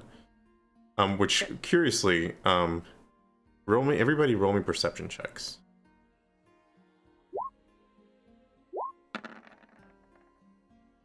Perception? Yeah, perception. Oof. So, Oh, Hey, wow. Summer, can I borrow some of your points? so You and me both. He's so perceptive. Talia, you do notice as people coming in and out of the ship, you do notice that one of the people who were kind of like moving one of the vats of chemicals into the ship, as they were kind of moving the pulley system, they're cloaked, and you sort of saw like behind their cloak you saw a shield kind of glinting out, but then it kind of hid away as as they were pulling the vat in, and then they climb back up the ship. So you think the people there are armed? Okay. And as I guess they're looking, I would kind of say the same thing. So I'd probably respond finally, I guess, and say, well, I haven't really had to see how they interact with any sort of authority, but I haven't really been hampered in my investigation. Mostly forthright, busy, let me in if they even notice. Some questions, maybe, if they're feeling like it. Okay. I'm gonna be honest. You don't know me that well. I like to try things. So what I'm thinking is if I cast disguise self so I can look like Zaj, Yeah. maybe they'll just let me walk in without giving me too much trouble and search the place. Or maybe they'll try and kill me and we're gonna start a fight. I don't know. Well, You know what? Now that I think of it, it's a win-win. I mean, either way, it looks like we're getting ready to fight somebody. So It's a win-win. What were you gonna say, Kalia? Able to kind of look at. Would you be saying that out loud, Daniel? Yeah. Like, would you be like yeah, I'm mentioning that to yeah, us? Okay. talking to her out loud. I'm not trying to hide it. I imagine you Okay, guys I are kind of probably whisper fine to at this point you. with all my antics, but You whisper I to kind him? of whisper to you, and I'm kind of like they're definitely armed, Hey, Do so I hear her whisper that? just to kind of. you see her whispering to Daniel. What do you guys do? Wait, they're armed? Yeah, if I would definitely share that information once she told me that, so I'd definitely tell everybody else. Okay, So then I would speak up and say, well, that is much different than everywhere else. I haven't Well- run into armed folk in any Well, of the other teneries. I had a very good night sleep. Very I good used this bread, breakfast. You know, Brett, let's do something. You'll be the touch. I'll be one of your guards. you want to try it? I Okay. mean, By all means. could be prospective buyers. Yeah. All right. Leather goods for your crafting guild. So Kalia, I'm Would you thinking like if we go with an authoritative figure. So, I Kalia, don't- would you like to stay a little bit Remind- behind? You know, keep an eye, kind of like snipe stuff. If it comes Yeah. to it. roll Yeah, I me can- a perception check. Roll me a perception check, Kalia. Okay. Oh, actually, we'll go off your 20. And well, I mean, that was a good one 21. too. Oh, I think, Jeez. did I roll one? Did I roll one? No, anyways? no, Okay. no. Yeah, you keep rolling, I but don't you're know what I fine. just hit. Keep Oh, doing fuck. that. All your rolls are great, essentially. Pay extra on roll 20 for this? Why is everything less than You sit there and nothing take a less look than at the roll 20? and it's, yeah. We'll take a look and it just discards everything under a 15.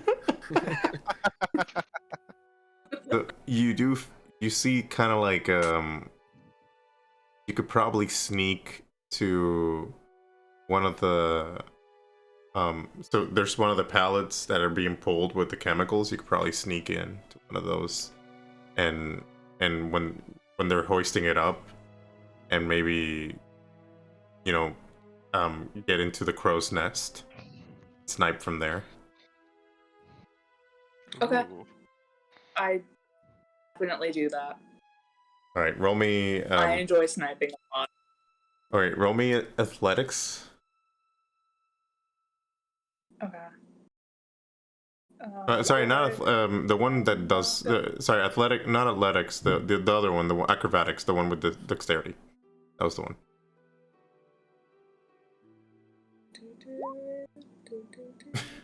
Oh, you didn't pay your prescription? Can we Yeah. go with the athletics? We can go with the athletics. I'll let it go. So we'll. So you No, she paid the DM now. she paid the. Oh, yeah. She paid me now. Hey, So he said athletics first, okay? yeah. So yeah, she probably like paid roll 20 at that point, and then she was like, "Oh crap, I can't pay them again. Like I've already spending all this money." Already swipe the card once. You can't do 2 transactions. It'll set off the security, then you gotta call them. It's a big It's thing. the whole thing. Ran out of the buy 9 get 1 free card stamps. Okay, so you Some sweaters as part of the crafting guild. so you kind of like you sit by, you kind of stealthily, but not really trying to avoid too many sights, because there's really not a lot of people around. You manage to sneak into the pallet with all these vats of chemicals, and then you see the same dude you saw with the shield kind of pulling, and he's kind of like, "Wow, this is heavier than before," and then just keeps pulling it, and then you get raised into the ship, and you get closer and closer to the crow's nest as you're being raised into the ship, and then you manage to jump to the crow's nest, but you almost fell short. You managed to grab yourself with one hand and then hoist yourself up into the crow's nest before anybody saw that you were trying to sneak in there. So now you're in the crow's nest on the ship, looking around and seeing the rest of the crew trying to get up there and doing their whole spiel. What is the rest of the crew doing? Okay, Zan, are we gonna do this? Yes. Or... All right. Are we ready for this? Well, before I do anything, I'm gonna look at Shit. Claudius, and I'm gonna tap your holy symbol. Listen, you may want to hide this at least for now. Right. Kind of rearrange my Yeah. cloak a little bit.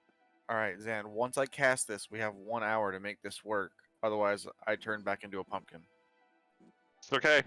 I already think you're a pumpkin, so let's do it. Hey, I'm a very powerful pumpkin. All right, I'm gonna go ahead and cast Disguise Self to make Okay. myself look like Zaj, but not dirtier, but like I've had a really rough day. Like I maybe have some dirt on my face and I'm angry. Gotcha. Real pissed. All right. So how do you cast the spell? I'm curious. How would you extend this illusion on you? What is this? It's a verbal spell. Verbal so, smack. One thematic. And so I'll just say something like, "Well, here goes nothing," and I'll snap my fingers and pull my hands down past my body. And as I pull my hands down, everywhere that I've already crossed over my body starts turning into Zaj. So what you see is like Daniel's little wimpy, skinny frame, but with like Zaj's head at first, and then his shoulders, and then his big chest, and then Daniel's little tiny legs finally turn into something with armor on them. Yeah. Your manipulation of the weave is pretty good. That if people didn't know that you did the spell, they would have thought that you were Saj. Okay, so now that you have a fall Saj with you, what do you guys do? We headed. All right. Yeah, you're the Hell Rider. I guess we're doing this. Yeah. Go ahead. You go first. I'll follow Alright. you. All right. So I'm gonna march up to whatever entrance or Yeah, it's like whatever. a ladder. It's Kind of look at me and Violet that we maybe don't quite fit the part in this ruse. Yeah. So Violet's like, I'll probably stay behind as we're going up the ladder. Maybe And- you and me like hang back separately and Oh yeah, for sure. I agree with yeah, you, we'll Claudius. follow like 20 feet back. Yeah. This is great. We're going into hell without our cleric. Okay. And All what right, about Rika? bro. What are you doing? I'll probably sit there and go up third behind him, but I'm gonna take a second to kind of take a look around before I climb up behind him. So I'll kind of pop up a second after. All right. So as you guys go up the ladder, you spot and I will tell you spot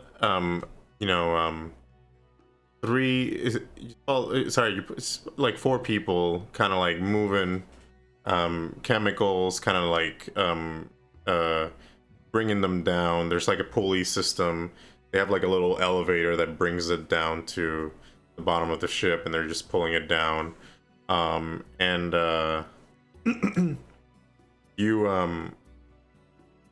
Sorry, not an elevator. They're just bringing it down the stairs. That's what I meant to say. And with like, they bring the pulley, they bring the vat there, and they just bring the vat down the stairs into the hold of the ship. You see 4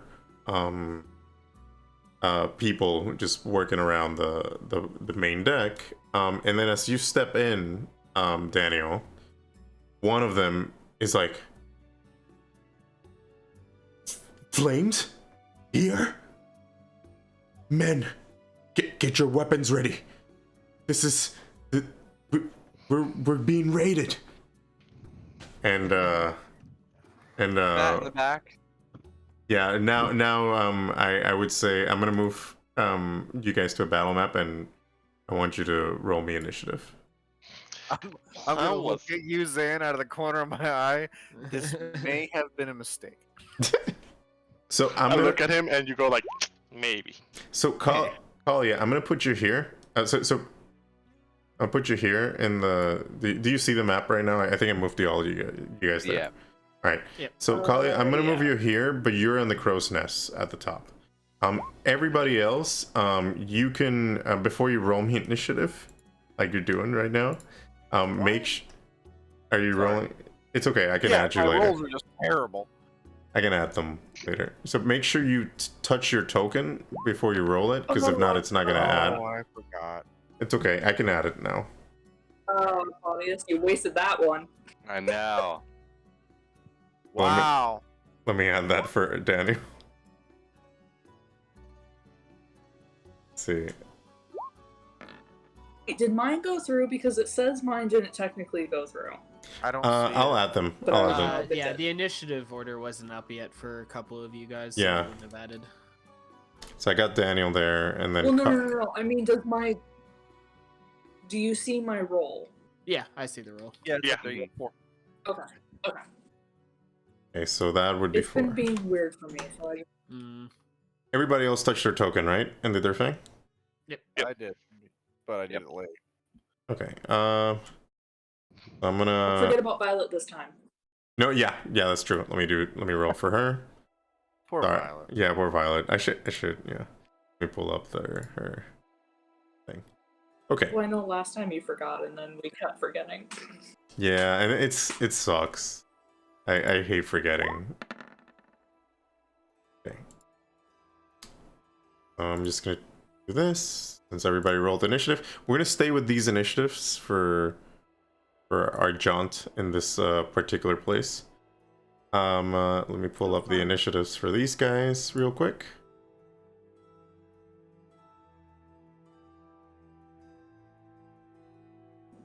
All right, initiatives there. Okay. All right, so we got the turn order. So Kalia, you're there, but you're not really there. You're in the crow's nest. So I keep you there, but you're pretty high up. You see this group like in front of you, so you can possibly get the 3 that are in front of you, but this guy over here might have partial cover from you. Just letting you know. Okay. But anyway, so you have this pink square that I set up. Move your characters however you want in that square, and then we'll start the battle. Well, we'd probably be up in front, because, we had to try something. Yeah. I tend to get myself in trouble a lot doing this. In the meantime, let me bring up my stat blocks real quick.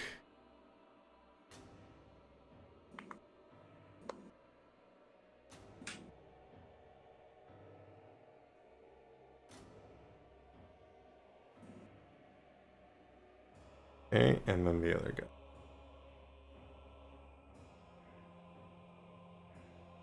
Okay, so so once you guys have set up, let me know, and then we can start the battle.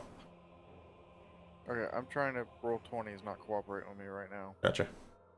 Hey, Rush. Yep. Do you have what armor do you have? Scale mail. Chainmail? Yeah. Scale. Oh, scale mail. Okay. It's a medium. Yeah. Yeah. Let me describe. So when these guys kind of like, say like, oh, there's the flames are here, we're getting raided. They took off their cloaks, and you can see that the 3 red tokens, so the 3 that are in front of the stairs here, they have chainmail and a shield, and each of them have I will tell you what kind of weapon they have. Each of them has a mace. And then the one in the back has a spear but no shield, only chainmail. And they all have like the symbol of the god Bane on them. So they are definitely Dead 3 cultists.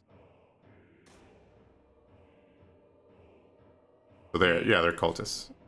That makes any What sense. kind of the one in the back? What kind of you said the ones in the 3 had maces, right? Yeah, the one in the back has a spear. Spear. Okay. We need to leave at least one of them alive to interrogate. All right. All right, so let's start. Claudius, you're up. You know, Violet, I hear they have great leather working here. Oh, bugger. He made a shirt This- that said it came to Baldur's Gate, and all I got was a stupid shirt. Yeah, this didn't go well. Okay. I will.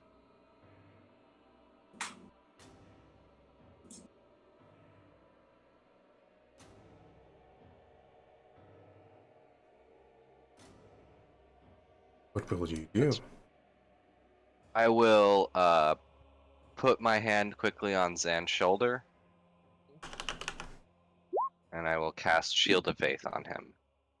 Okay. Is that a... The concentration. It's a concentration spell?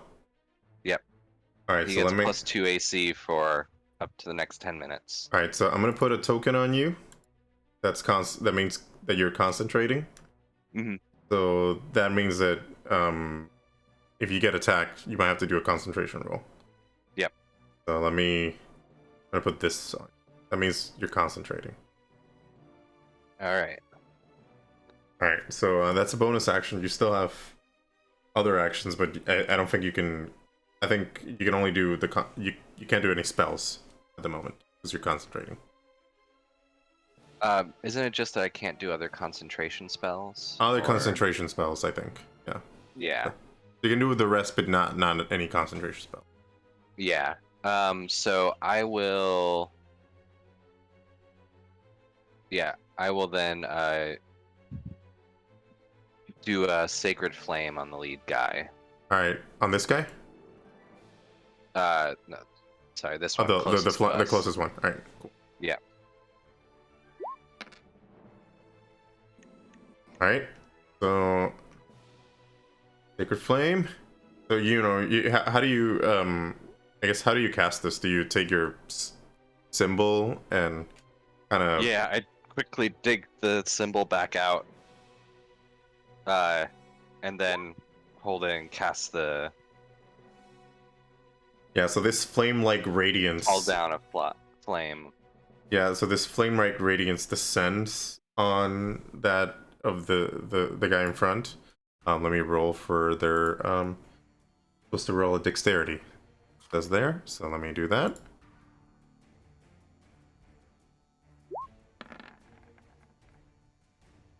What we got? Alright, so I failed. So I get the whole full damage, right? Yep, Alright. all 3 of it. Yeah. So yeah, the one of the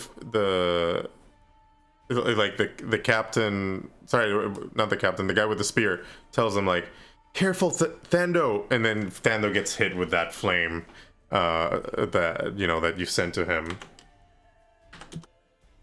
and he gets hit, like he wasn't able to block it with his shield on time, so he gets hit. Do any benefits that the party gets from that? No, not for Sacred Flame. Okay, all right, second. All right, Nah, yeah, it's not like Guiding Bolt. gotcha. And you still have some movement if you want to use movement. Yep. So I'll just say, sorry, Thando, pick a better god, and I'll step back behind Violet. Gotcha. You really got to work on that, Claudius. All right, so the guy with the spear, it's up, and he's like just how do you say he was saying like the flames are here. We gotta get Saj. If we take him out, or it's gonna make things a whole of a lot easier. And then he Don't worry, guys. I'm a wizard. I got a real high AC. he is many spears. How many spears? Yeah. Oh, I guess it is disguise self, so we didn't have any options there. I guess I should just jump off the ship now. I don't. So he's gonna try to throw a spear at you, and but he's gonna roll with disadvantage because Zan is in the way. Thanks, Zan. You're welcome. All right, so let me roll for that. And what's your AC? 12. Yeah, I missed terribly. And and then he says, and then he says, like, men, make sure to aim for Captain Soch. Like he just orders his men to attack you. Awesome. Yeah. All right, so Zan, you're up. I guess I'll move forward and do this and open my character sheet again because I'm doing this weird thing again. Gotcha. And I'll just attack it with my greatsword because stuff happens. Good. Oh yes. I'm not even gonna check the AC. That's a hit. All right, so you come in, as soon as he's like ordering his as soon as the guy with the spear is ordering his men to attack Daniel, you take out your great sword and you just run at the guy with the shield in front of you, and you kind of like use your pummel to push his shield aside, and then you go and try to ram him through with your great sword, and you slash like his gut, like the side of his gut, and a very hard hit. He is bleeding profusely on his side of his gut, and he's holding on to that side. And now it's Violet's turn. So Violet, he has the sneaky, so I'm gonna use her ability to sneak. So I'm just gonna hide for her. I think it was an action, right? If I'm not mistaken, to hide. As a rogue, it'd be a Yeah. bonus action. I think it's yeah. It's a bonus action. Yeah. Checking. I don't usually use rogues, and alright, so I got a roll of dexterity. Do that real quick.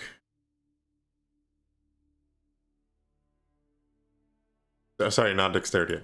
Stealth. Okay. Oh yeah, she's definitely hit. I'm not even gonna. I'm not even gonna roll perceptions for these guys' passive perceptions. But yeah, she hit pretty well, and then she as Zan is attacking Thando, Violet kind of rolls around behind one of the vats and tries to get a good like a vantage point to try to see how she's gonna attack, and then she takes out her actually no, yeah, I'll leave her there. She takes out her bow. She has a bow, short bow, and she attacks Thando. Let me do that. Oof. And luckily She's stealth. she's stealth, yeah, so I'm gonna give her advantage. And so yeah, Violet hits him, and as he's like on the ground holding his side, the arrow that Violet swings at him from cover ends up just right in his head. He falls to the ground dead. You got your first victim. All right. And horrified, the other two are just like, Thando, no! And then they just, the guy on the right of you, so like closest to Violet, sees that Violet shoots Thando down and just runs towards Violet and attacks her with his mace.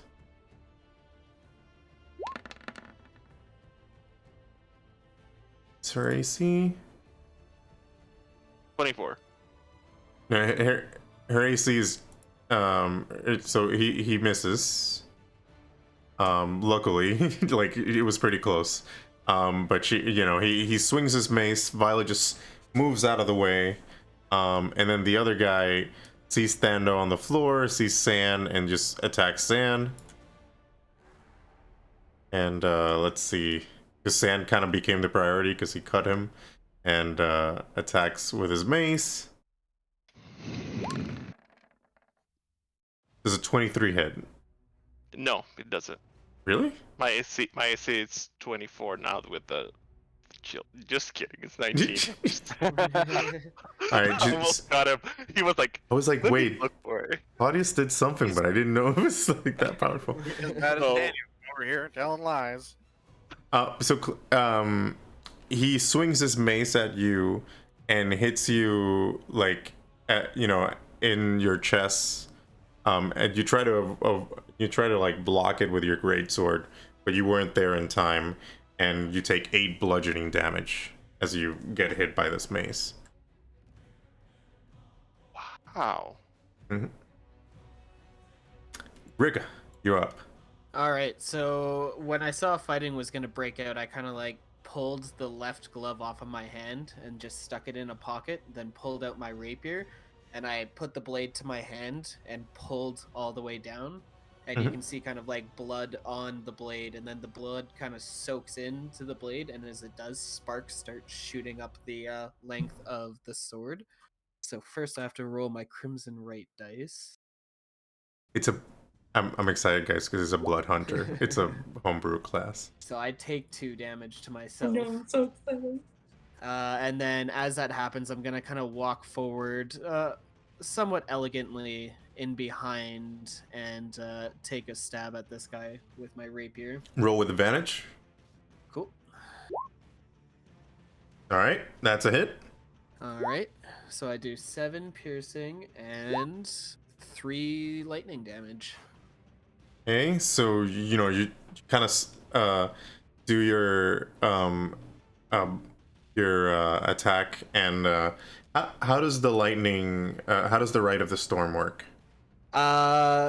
So the blade is kind of just infused now. The blood magic kind of is just causing sparks to shoot up. So I imagine as it would stab through, it'd kind of cauterize the wound around just from the streaks of lightning as I stab. Gotcha. So the guy, as he was trying to attack Violet, you snuck up behind him and you managed to cut him and also cauterize the wound. And he's just like, he winces in pain as he kind of like stumbles in front of Violet as you are hitting his back with that flare. I think that was your main That would action. have been bonus action would have been using the Crimson Right, so Gotcha. that's my whole turn. All right, cool.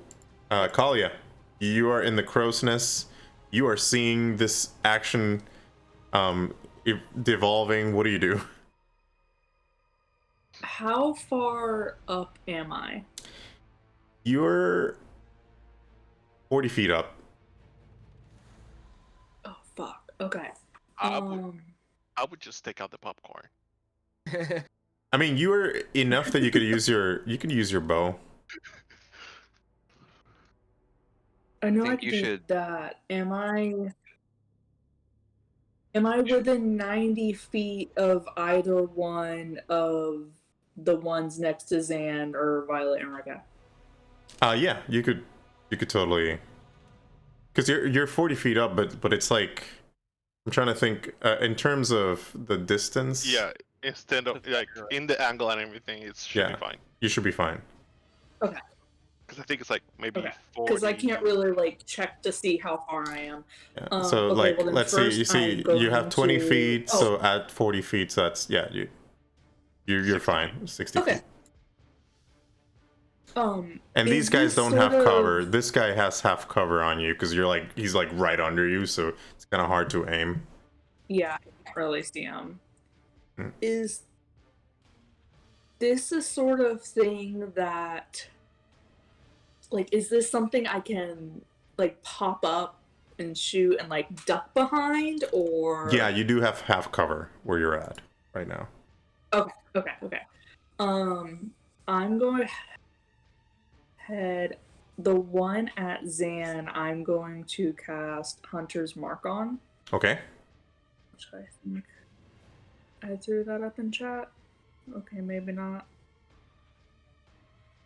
There it is. Now it's in chat.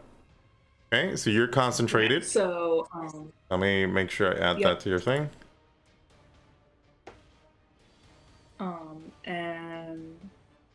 And this guy, the one next to San, is marked. Yes. Let me just mark him. I'm going to take my longbow and just kind of pop out, mark him. Sorry, I forgot that it does that. And just kind of. Gonna do the X. He's marked. All right. So that is. So that is it. So he's like, you know, attacking San, and he kind of like moves his shield around as he's fighting San, and the arrow that you send at him bounces off the shield, and he kind of realizes, oh, and he just says to the person with the spear, we have somebody in the crow's nest, and kind of like, you know, telling people that, oh, you know, there's somebody firing from the crow's nest. And anything else you want to do, Kalia? You're up there.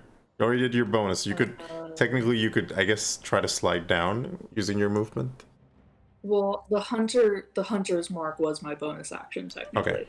Oh, then yeah, then it's Daniel's turn then. Yeah. All right, Daniel, you're up. You're disguised. What do you do? Sorry, my character sheet's being weird again. Yeah, mine too. So Trying to get to my spell. It's been Roll20's being active recently. Yeah. Okay. I'm gonna go for this one that is currently marked by Kalia. Mm-hmm.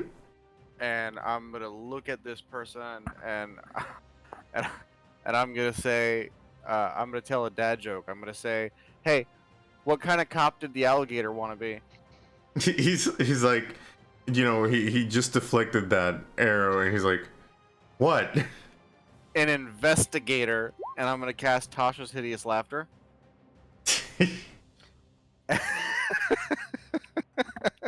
Investigator Damn it. again? I should have known this was happening.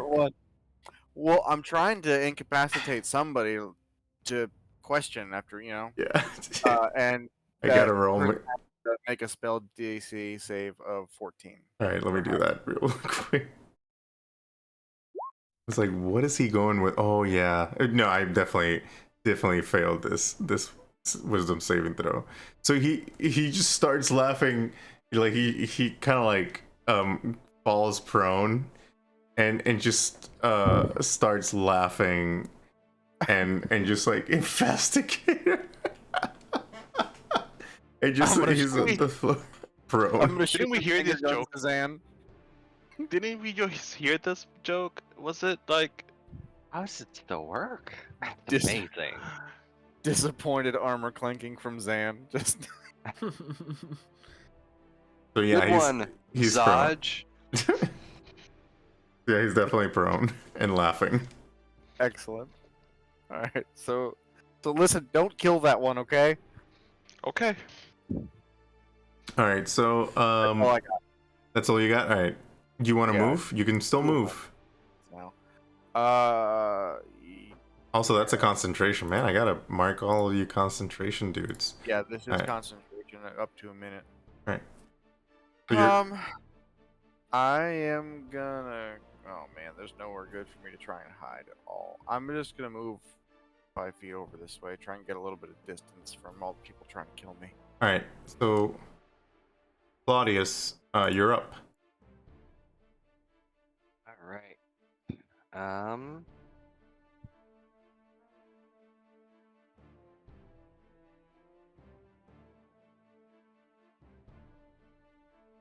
I think I will throw another sacred flame.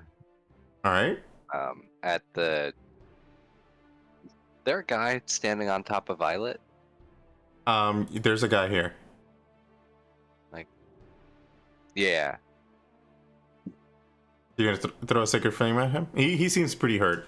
Sorry, you guys don't see his health bar, but there it is. Okay.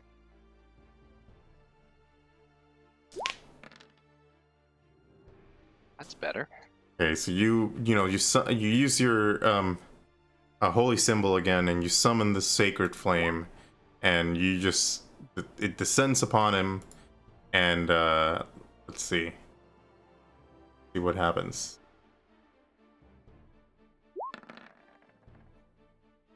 And he manages to avoid it.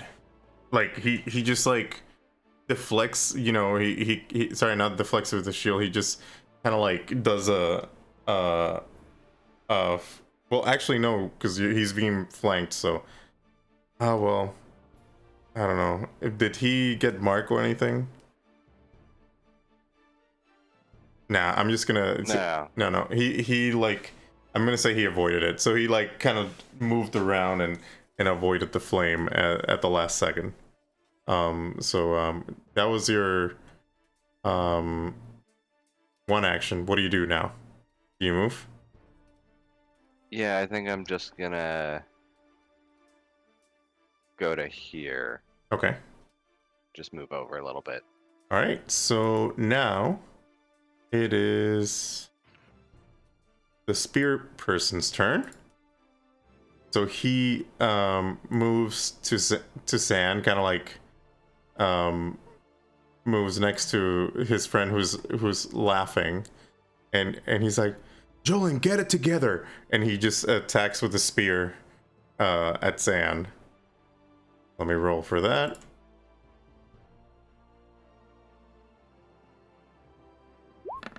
Like with his other spear, and misses terribly. Like Sand just gets out of the way. He kind of like ducks with his spear, and then the guy uses voice of command, and which is an ability that lets him select up to 2 allies, and then whoever hears their command, they attack immediately to whoever's there nearby. So this guy is gonna attack Rika. Okay. So let me roll for his mace. Does an 18 hit? It does. All right, so he just, he hears his captain or whatever like telling him an order, and he just immediately like, as he's like kind of avoiding the sacred flame, he immediately uses that momentum to hit you with his mace for a total of 7 bludgeoning damage. Okay. And Zan, you're up. So I look at Daniel and I say, "Can I kill this one?" Yes. Yes. Okay. Definitely Alright. kill that one. I mean, you can knock this one around a little bit too. Just don't kill it. So attack the one. Yeah, with that's definitely it's the spear, the one with the spear. Yeah. All right. So you see him ordering around. Rick is getting hit with the mace, and you just come in with their greatsword and just slash at the guy with the spear, and the guy with the spear was not like super nimble enough to get out of the way, and you just slash him across the chest. Oh, for this one, I want to do this. Whoa. Load a smite. The first divine smite of the game. Much. Alright. Roll the extra damage. 2d8. Okay. Okay. Things getting spicy. Yeah. So, you know, as you slash him across the chest, this divine radiant energy just bursts through your being into the sword as the tip slashes across the chest of this spear holder, and you know, it just, this radiant damage, kind of like, you know, the blood is coming out. It is bright, and it's just, he gets really hurt. Like, he definitely is not having a good time. Like, it's a rough hit. Like, you would say like he starts bleeding from the wounds. Like, he's not doing well. And I look at him and go like, "Told you." I mean, he told you. Wrong god. Yeah. He kind of, like, you know, holds his chest so he can't really, like, talk very well, but he's like, Bane, take you, and just kind of, like, you know, grumbles at you. And now it's Violet's turn. So Violet is fighting the Fahul, and she attacks, and I think it has a sneak attack if you're flanking, right?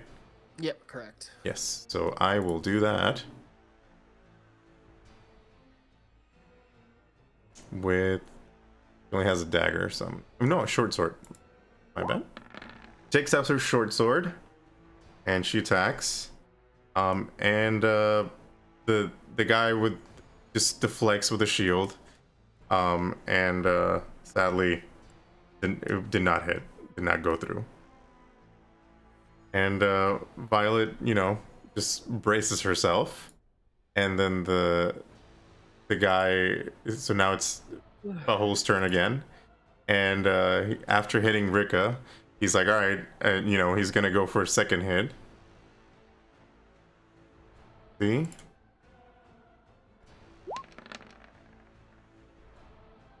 Okay, does a 19 hit. Yes. He just, you know, he hit you with his mace, and then he just hits you again for 5 bludgeoning damage. So it's kind of like a 2-1 kind of hit. Okay. All right, Rika, you're up. You can counterattack. Angrily, I'm gonna sit there and take a strike with my rapier. Mm-hmm. So.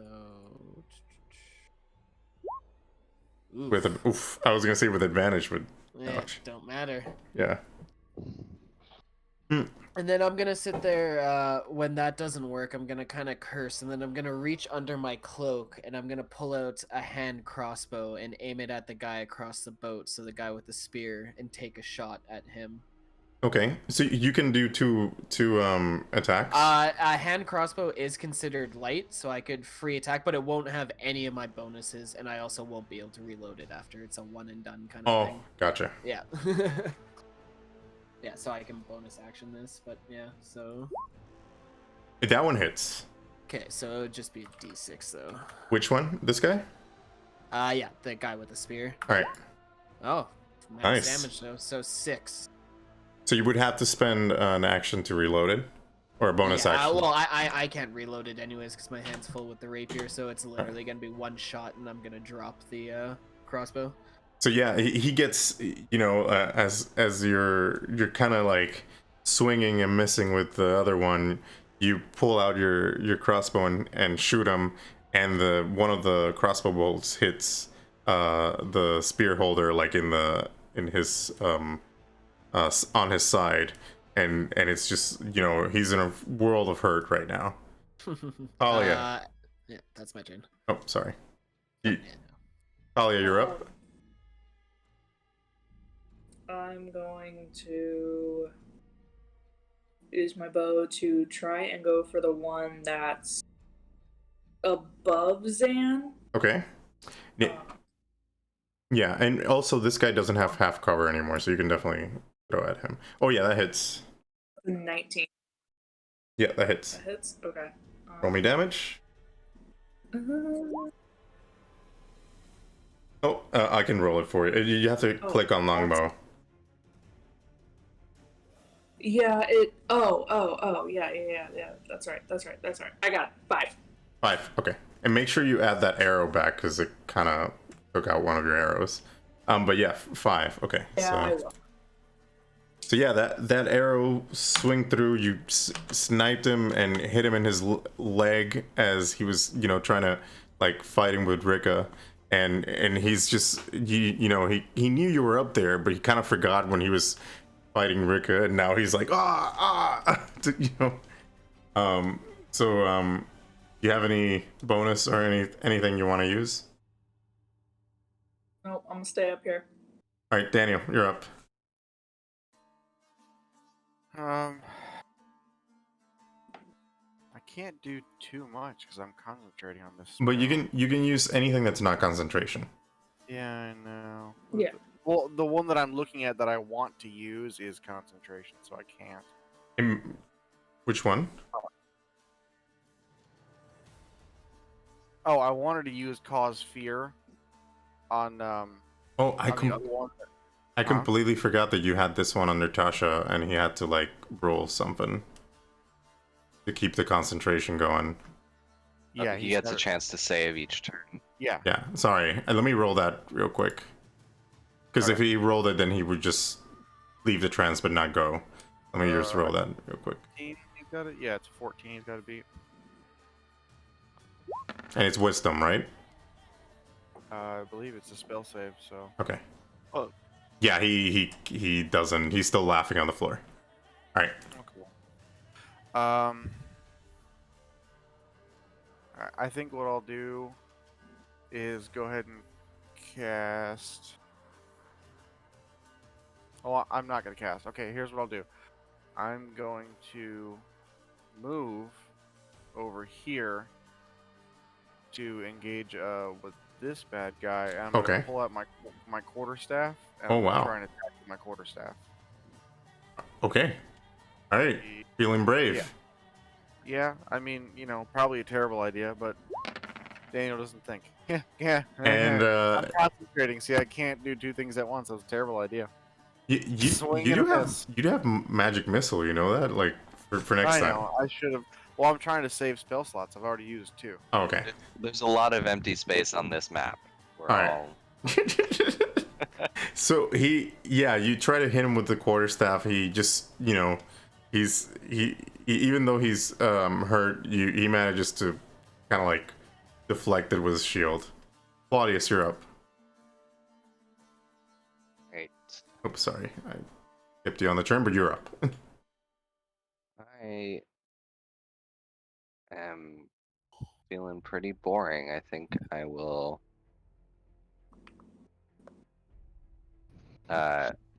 I'll attack the spear guy. Reminder: you can also heal if you wanted to. Just saying. Actually, yeah. How? I'm good. I think I'm can't the only see. one. I can You put can't myself hear. down Yeah, you for a can't see the. second. Oh. Yeah. Oh, I see. Yeah. Yeah. Yeah. Couldn't see that. It's my bad. I should put the map a little bit lower so you guys could see it. You can also set tokens to be overlapping with HP bars. I'll do this. Yeah, but yeah, I'll put the location there. Boom. There it is. You can see the. Okay. Is that? I can't tell how the NPC over here is looking. I'll do it now. There you go. You can see it. Okay. It's not looking so hot. No. I'm gonna try to attack him. All right. Another sacred flame. All right. Oh. Nice. That's great. Let's see. Really removing that threat. I mean, luckily he missed his saving throw, so he got that 1 point of damage from that radiant doesn't that- flame. Give him a debuff though. A debuff. No, not No. Not sacred No. flame. Oh. Nope. All right, so now it's the spear guy. And since the spear, since the Daniel is still disguised, he's gonna say, "Attack the flame!" And the guy who's still, fighting, he's gonna try to attack a Daniel, thinking he's Flame Saj. Fair. But he's gonna do it with disadvantage because he's like all, he's being attacked in all places. We roll that. And what's your armor class? Oh yeah, he misses. He misses Sweet. with disadvantage. He tries to attack you with his mace. Like he's just, hitting Rika, then goes to you, but you just you kind of move to the side. Him and I are just in each other's face, swinging weapons at each other like this. There's Yeah. There's no connection. zero. It's terrible, but somehow amazing at the same time. Yeah, and then Phantom Menace. Yeah, exactly. And then Sanguro attacks Zan with a spear.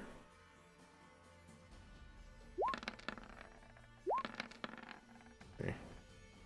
So does 21 hit? Yeah. All right. So he attacks you with a spear, and you try to deflect, but he manages to stab you for 5 piercing damage.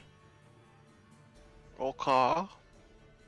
And actually, you're up. So I'm gonna how do you Return. respond? I'm gonna respond with kindness.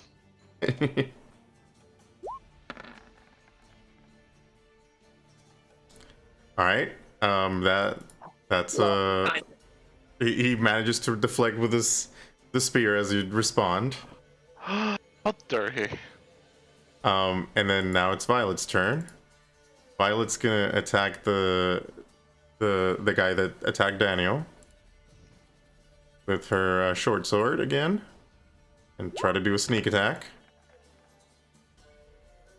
And Ooh. hits hard. And that's enough to kill him. So yeah, so as he tries to hit Daniel, Violet kind of jumps to the back and just to kind of holds she holds the side of the ship. She does an acrobatic with her short sword and kind of walks off the ship, but holding off to the side, and then just pulls herself up and then just stabs him in the back, and and kind of falls on top of him as in front of Daniel as he was attacking Daniel. And then for You good got blood on me. and then for good measure, she uses her bonus action to throw a healing potion at Rika. Hell yeah. Let me take off her healing potion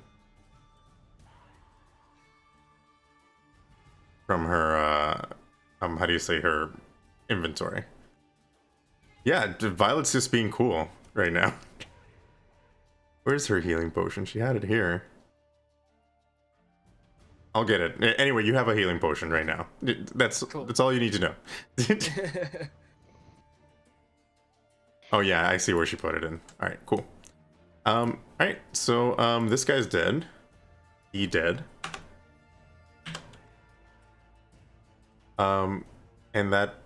And now it's the turn of the guy who's laughing. Let's see if he snaps out of it. We can only hope he doesn't. He does not. He's still laughing on the floor. That was a good joke that you told him. It's an awful joke, but these guys must not get out much. Rika, you have a potion? Cool. What are your rules for using the potion? I got I got a macro for that, so let me give it to you. Just curious, do you do regular action like it's supposed to be, or do you do the homebrew bonus action? Bonus action. Cool, perfect. It's just a 2d4 plus 2, right? Let me give you control of the macro. Oh, actually, you have it. You should be able to see it. It's on the bottom of the screen. Cool. Just hit potion and then deal with what kind of potion you have. Just a regular. Cool. And then it should roll it. I'm gonna do that bad boy. Perfect. So that you should get 4 HP back. Cool. You feel some of your vitality kind of like renewing within you, and some of your wounds are closing up. Nice. And then with that, I'm gonna kind of step around to the back side of this guy and take a little stabby stab pokey poke with Do it. my rapier. And that's a hit. Cool. So 11 piercing and 4 lightning. Okay, so as he's deflecting Zan's sword, he doesn't notice you sneaking up behind him, and you stab him, and he also feels the electricity of this lightning, and he's really hurt. Cool. That's my turn. All right, Kalia, you're up. Well, that's a longbow again, and I'm gonna try and go for the last guy that's not, laughing on the floor. That's a hit. 19. That is a hit. Yeah. How, That's 6. okay, how do you want to do this? E- I think you got the last hit last time. I'm cocking back my bow and I'm going and straight for the heart. Yeah, so the arrow just swings through the air. Everybody's just standing still in the middle of their actions, and you have Rika like stabbing him in the back, with the electricity, and then his heart is kind of like going through like his defibrillating. It's kind of going, trying to recover its rhythm, but it never finds it because it only finds a piercing arrow through it. And then he falls to the ground, dead. And that's it for this battle.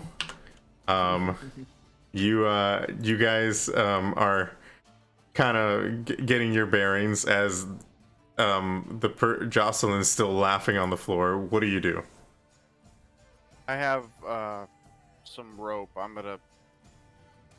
Well, I probably shouldn't be the one to tie him up. I'm gonna hand my rope to Zan. Hey, can you tie this guy up so I can drop Sure. this? Yeah. And I'll time up. What does the rest of the people do? Then I'll drop the spell as soon as he's tied up. Once he's tied up, I'm gonna sit there and walk up, standing over top of him, and I'm gonna kind of like place my boot on his belly and hold my rapier about 6 or 7 inches away from his face, ready for when the spell drops. All right. Before I get down from here, is there anything can I? Just gonna move the I bodies don't know away. how big They're this there, area but is, so actually, I should do this. I don't know how big this area is, but can I look around up here? Is there anything that I see or anything like that? It's just you see the general area of buildings. Like some of the buildings that are around, they seem to have like vats of these chemicals, and they're just bringing them into the ship. Presumably here is where they keep the skins that they tan. So that's why you're how do you say that's probably why they keep those chemicals around. They want to keep the chemicals separate from the actual place because they don't want to burn the place down. And they just bring them in to like soak the skins and leave them down in the hold, probably.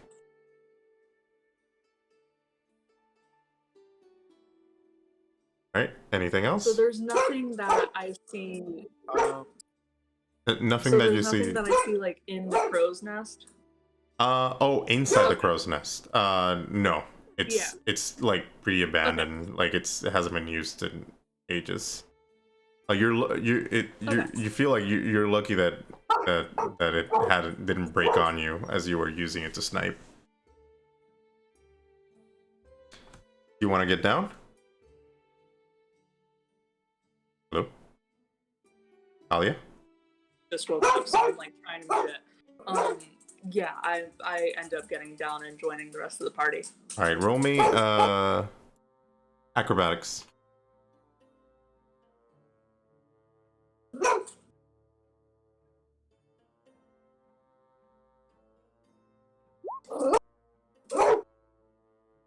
So That's a 12. okay, so you take your bow and you put it on the rope that's kind of like going down into the pulley system, and you zip line your way down, and you manage to land gracefully right next to Claudius. What about the rest of the crew? What are you guys doing? I just glance around and make sure that there's no one else coming or that there aren't any crazed witnesses somewhere.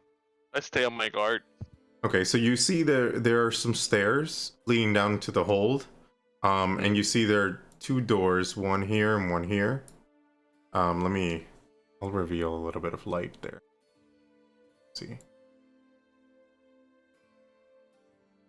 some of this. Did it show? Nope. Nope, it did not. Alright, I'm just gonna do this. Alright, give me a second.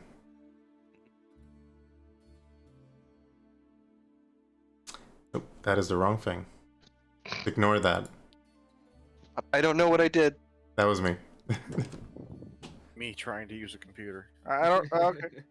So yeah, you see two doors that they lead to like other rooms in the ship, and there's another door here. You kind of like look around and there's nobody there, like an initial glance. So you see those three areas and also the stairs that go into the hold, and you're kind of like keeping watch for any activity. So that was Claudius and San. Daniel, you mentioned that you let go of the spell, right? Yeah, I let go of the toss of hideous laughter. All right. And I'll let go of the disguise self too at this point. All right. So I'll take those. So and then I'll kind of just gesture to Rika. Rika. I'm sorry. Yeah. No. To he's all yours. all right. So what do you say to him? You have him at like he's bounded. You have him at a rapier's point. What do you say to him? He's like looking at you very seriously and just very defiantly. I look at him and I say, I am looking for someone and I am in need of your help. If you help me, you may yet live. Roll me an intimidation check. Cool.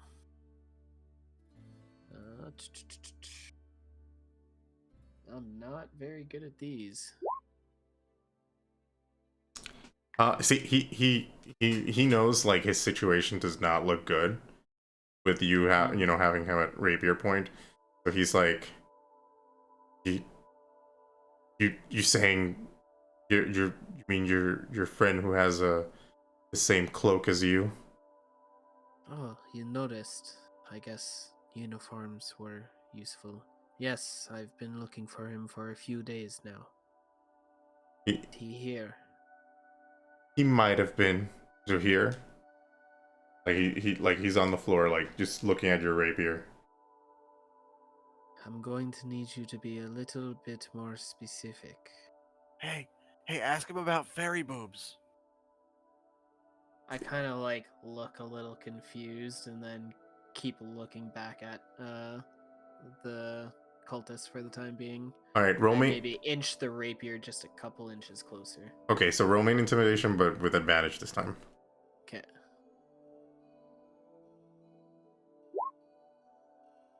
He's here. He's here. Is he alive? Yes. Yes, he's alive. The Master of Souls told us to put him in a cell. Who is this Master of Souls? He's the one in charge here. And he is here? Yes. He's in the hold. Good. And I look over to Dan and back and say, this may be a bit strange, but do you know of any nymph's bosom? He like just looks at you and nervously. I may know of it, but I can't say. I think you can say, and I'm gonna like rest the rapier just like on his cheek, and maybe he can feel like some of the lightning kind of like coursing and singeing his cheek a little bit. He's so he's like, yes, it's our headquarters. It's in the north of the, like, northeast of the lower city. It's near, let me tell you, where it's near from. Sorry, I should remember this. It's near the gate to the upper city. Like on the most eastern gate to the upper city. Good. You can see a statue of a nymph nearby the bathhouse. Good. I really appreciate how forthcoming you've been. How many more can we expect in this tannery? More of your allies? Okay, so he tells you that there's I'll tell you in a second. Count. So he says there's